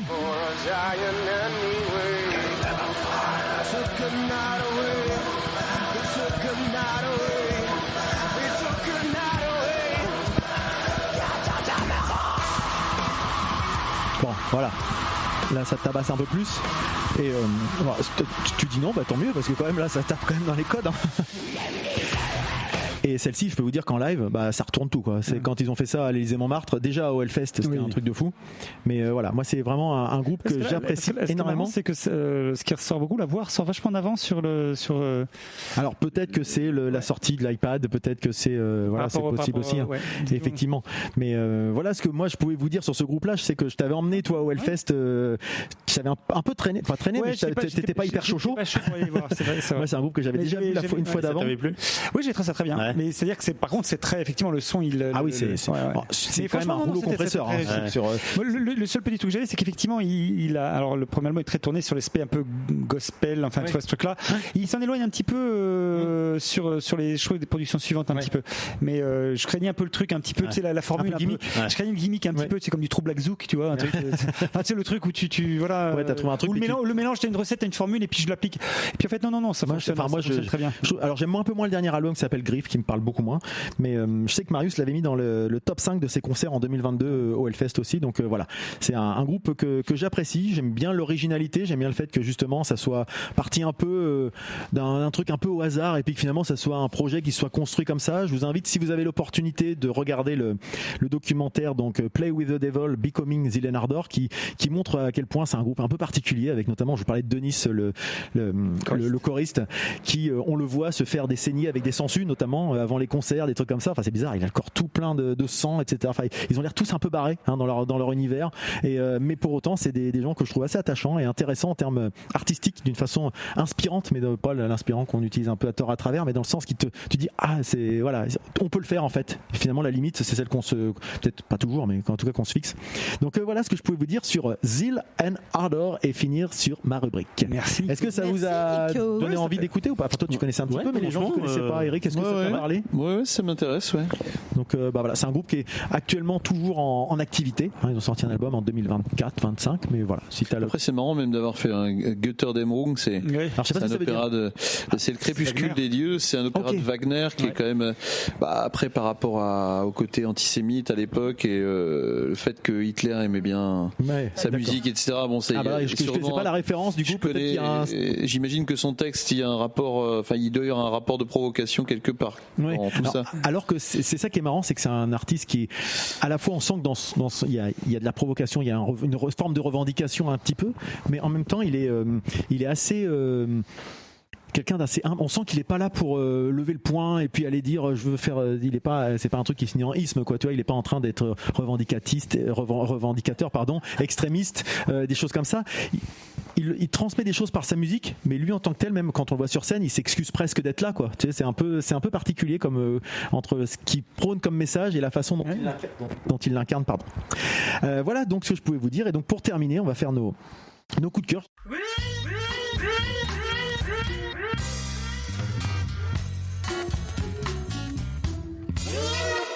Qui veut commencer? Arnaud, par exemple? Ouais, allez go. Vas-y, on t'écoute, Arnaud. Pour ma part, je voulais parler de 2 spectacles que j'ai vus récemment. Celui hier soir au Centre culturel Voltaire des Villes de Sophia Aram. Si ça peut un peu emmerder 2-3 auditeurs un peu bien pensants qui nous écoutent, on va dire que voilà, je suis allé voir une humoriste de droite, on va dire, une affreuse raciste. Mais non, c'est une femme très courageuse avec un très chouette spectacle qui avait le Molière de l'humour 2024. Et sinon, gros coup de cœur pour la semaine dernière pour le spectacle de Marc Fraise, Madame Fraise, qui est vraiment un seul en scène formidable, où Marc Fraise incarne ce personnage de Madame Fraise et crée des situations qui peuvent aller jusqu'au malaise, l'étirement de phrases ou de situations. Voilà, il va passer quasiment une demi-heure, le personnage, sur l'achat d'une fontaine zen à nature et découverte, le montage de cette fontaine et la façon dont finalement elle va l'agacer, il va finir par la démonter. C'est incroyable. Enfin, vraiment, c'est un spectacle extrêmement original. Qui est très très bien joué et de l'humour absurde, mais qui te laisse pas en dehors. Enfin, franchement, c'est vraiment un spectacle que je conseille vivement. Super. Marc Fraise pour Madame Fraise. C'est Madame Fraise le nom du Madame Fraise le nom du spectacle. Okay. Ouais. Très bien. Merci Arnaud. Didouille. Oui, alors. Vas-y. Je sais pas si c'est vraiment un coup de cœur. J'appuierai mon propos à une prochaine émission. Vas-y. Toujours est-il que je suis tombée sur une association qui s'appelle l'Escargotier, qui est du côté du Marais-Vernier et qui propose des chantiers. C'est un lieu participatif, donc il y a de la permaculture et il y a surtout un chantier école qui me plaît particulièrement. Je vais foncer dedans d'ailleurs. On va apprendre à des élèves à faire leurs cabanes, mais des cabanes vivantes à partir de souches de sol. On va leur apprendre à tresser et puis maintenir une cabane tout au long de l'année avec de l'osier, et ça va être vivant. Et je trouve ça génial de reconnecter les enfants avec la nature de cette façon-là et de les sensibiliser à la nature. Je vous en reparlerai puisque je me lance dans le projet. Ah bah super, merci Didouille. L'Escargotier. Super. Ça s'appelle Et si on se marrait, M-A-R-A-I-S. Pour le Marais-Vernier. Voilà. C'est super. Ludo. Oui. Alors moi, c'est quand tu veux. 2 coups de cœur pour le prix d'un. C'est-à-dire que tu en as parlé rapidement, mais Pluribus, saison de Vince Gilligan, premier épisode, j'ai trouvé absolument j'ai trouvé ça formidable. Entre John Carpenter, la 4e dimension, l'invasion des profanateurs de sépulture. Ah, t'as pensé aussi à Carpenter là. Ah ouais, le ton anxiogène du premier épisode, j'ai trouvé magistral. Alors après, j'attends la suite parce que la série, voilà. Et tu vas voir. Voilà. Je les ai tous vus jusqu'au 4e. C'est-à-dire que la série part sur un esprit beaucoup plus satirique, et donc je trouve ça super prenant, mais on est sur un ton différent, donc j'attends de voir où la série va aller. Ça s'appelle Pluribus sur Apple TV. Le créateur de Breaking Bad, Vince Gilligan. Et Better Call Saul. Voilà. L'autre coup de cœur rapidement, c'est un concert qu'on était ensemble jeudi soir, c'est Sierra Vanes. Franchement, Sierra Vanes, alors c'est de la dark wave, c'est de l'électro, de la synthwave et tout. La nana est toute seule sur scène, elle a un charisme, elle dégage une énergie incroyable. J'ai eu un peu peur au début parce qu'elle a commencé avec des bandes, et donc je suis venu voir si je suis venu voir quelqu'un qui chante derrière des bandes, ça va me saouler en fait. Et en fait non, très vite elle prend les percussions, elle a ses claviers et tout, et elle part, et honnêtement l'éclairage, la mise en scène, la scénographie pas minimaliste, enfin je veux dire, c'est-à-dire qu'elle est toute seule, elle file après à son merch toute seule, à vendre ses CD, ses machins, ses t-shirts toute seule, elle fait son truc, franchement. Je vous dis, j'ai été envoûté par le truc, j'ai été chopé, et elle m'a plus lâché de tout le long du concert. Vraiment super. Tout à fait. Super concert. Bon, voilà. Bientôt au Fury défendu. Oui, mais c'est. Au club, elle joue au club. Ouais. Faudra me filer son. Elle était au club, ouais. D'accord. Okay. Elle joue au club, donc voilà, c'est sur des têtes, des tailles qui peuvent. Vraiment bien, vraiment bien. Donc voilà. Moi, je vais faire aussi un coup de cœur. Donc, je vais vous présenter un film d'animation français de Hugo Bienvenu, un film qui s'appelle Arco. C'est un film de science-fiction où le héros Arco, âgé de 10 ans, vit en l'an 2932, une époque où le voyage dans le temps est possible grâce à une cape arc-en-ciel. Comme ça, c'est un principe, mais c'est super joli en fait finalement. Ses parents et sa sœur pratiquent le voyage dans le temps à des fins de recherche scientifique. Mais ce voyage est interdit aux enfants de moins de 12 ans. Sauf qu'Arco, c'est un jeune garçon curieux, et un soir il emprunte la cape familiale et décide d'aller dans le passé à la rencontre des dinosaures. Sauf que le problème, Arco il maîtrise pas le pouvoir de la cape et il voyage finalement en l'an 2075. Là il fait la rencontre d'Iris, une petite fille de son âge. Ensemble ils vont tenter de ramener Arco dans son époque d'origine, tout en découvrant les enjeux d'un monde en crise, avec une société robotisée en proie aux catastrophes climatiques. Et pendant ce temps, ses parents tentent par tous les moyens de le retrouver. C'est un film poétique, dans une esthétique qui mélange les films et les thématiques japonaises, dans une forme aussi un peu rétro qu'on peut retrouver dans les films d'animation américains des années 80-90. On a un mélange vraiment des genres. Hugo Bienvenu cite en référence des films qui l'ont façonné comme Jumanji, Bambi ou les films de Miyazaki. À l'instar des films Amblin de Spielberg, nos héros font l'apprentissage de la gravité, de la mélancolie, de la nostalgie, à travers des rencontres et des méchants plus bêtes que méchants finalement. Et ça aborde le temps qui passe, précieux, et l'importance de ce qu'on en fait. J'ai très bien aimé Arco. C'est très joli. J'ai eu d'excellentes critiques. Eric, as-tu quelque chose à présenter en coup de cœur ?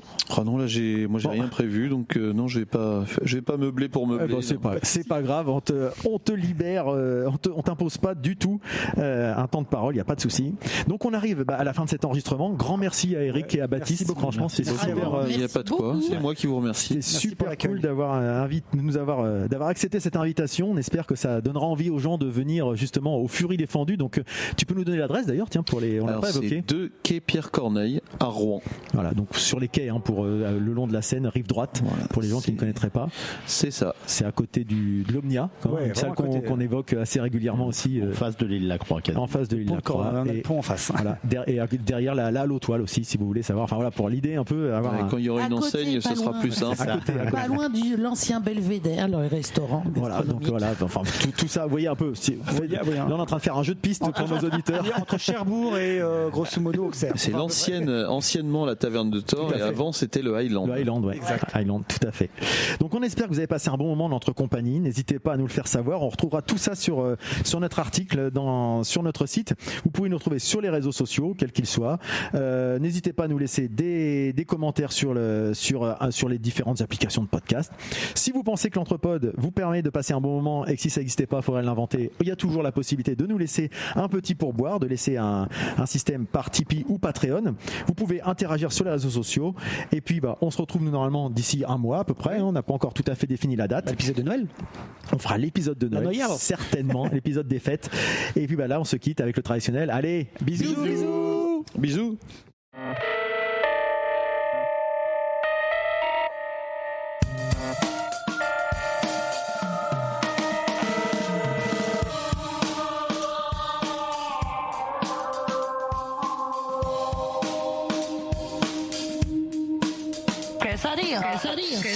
Quesadilla.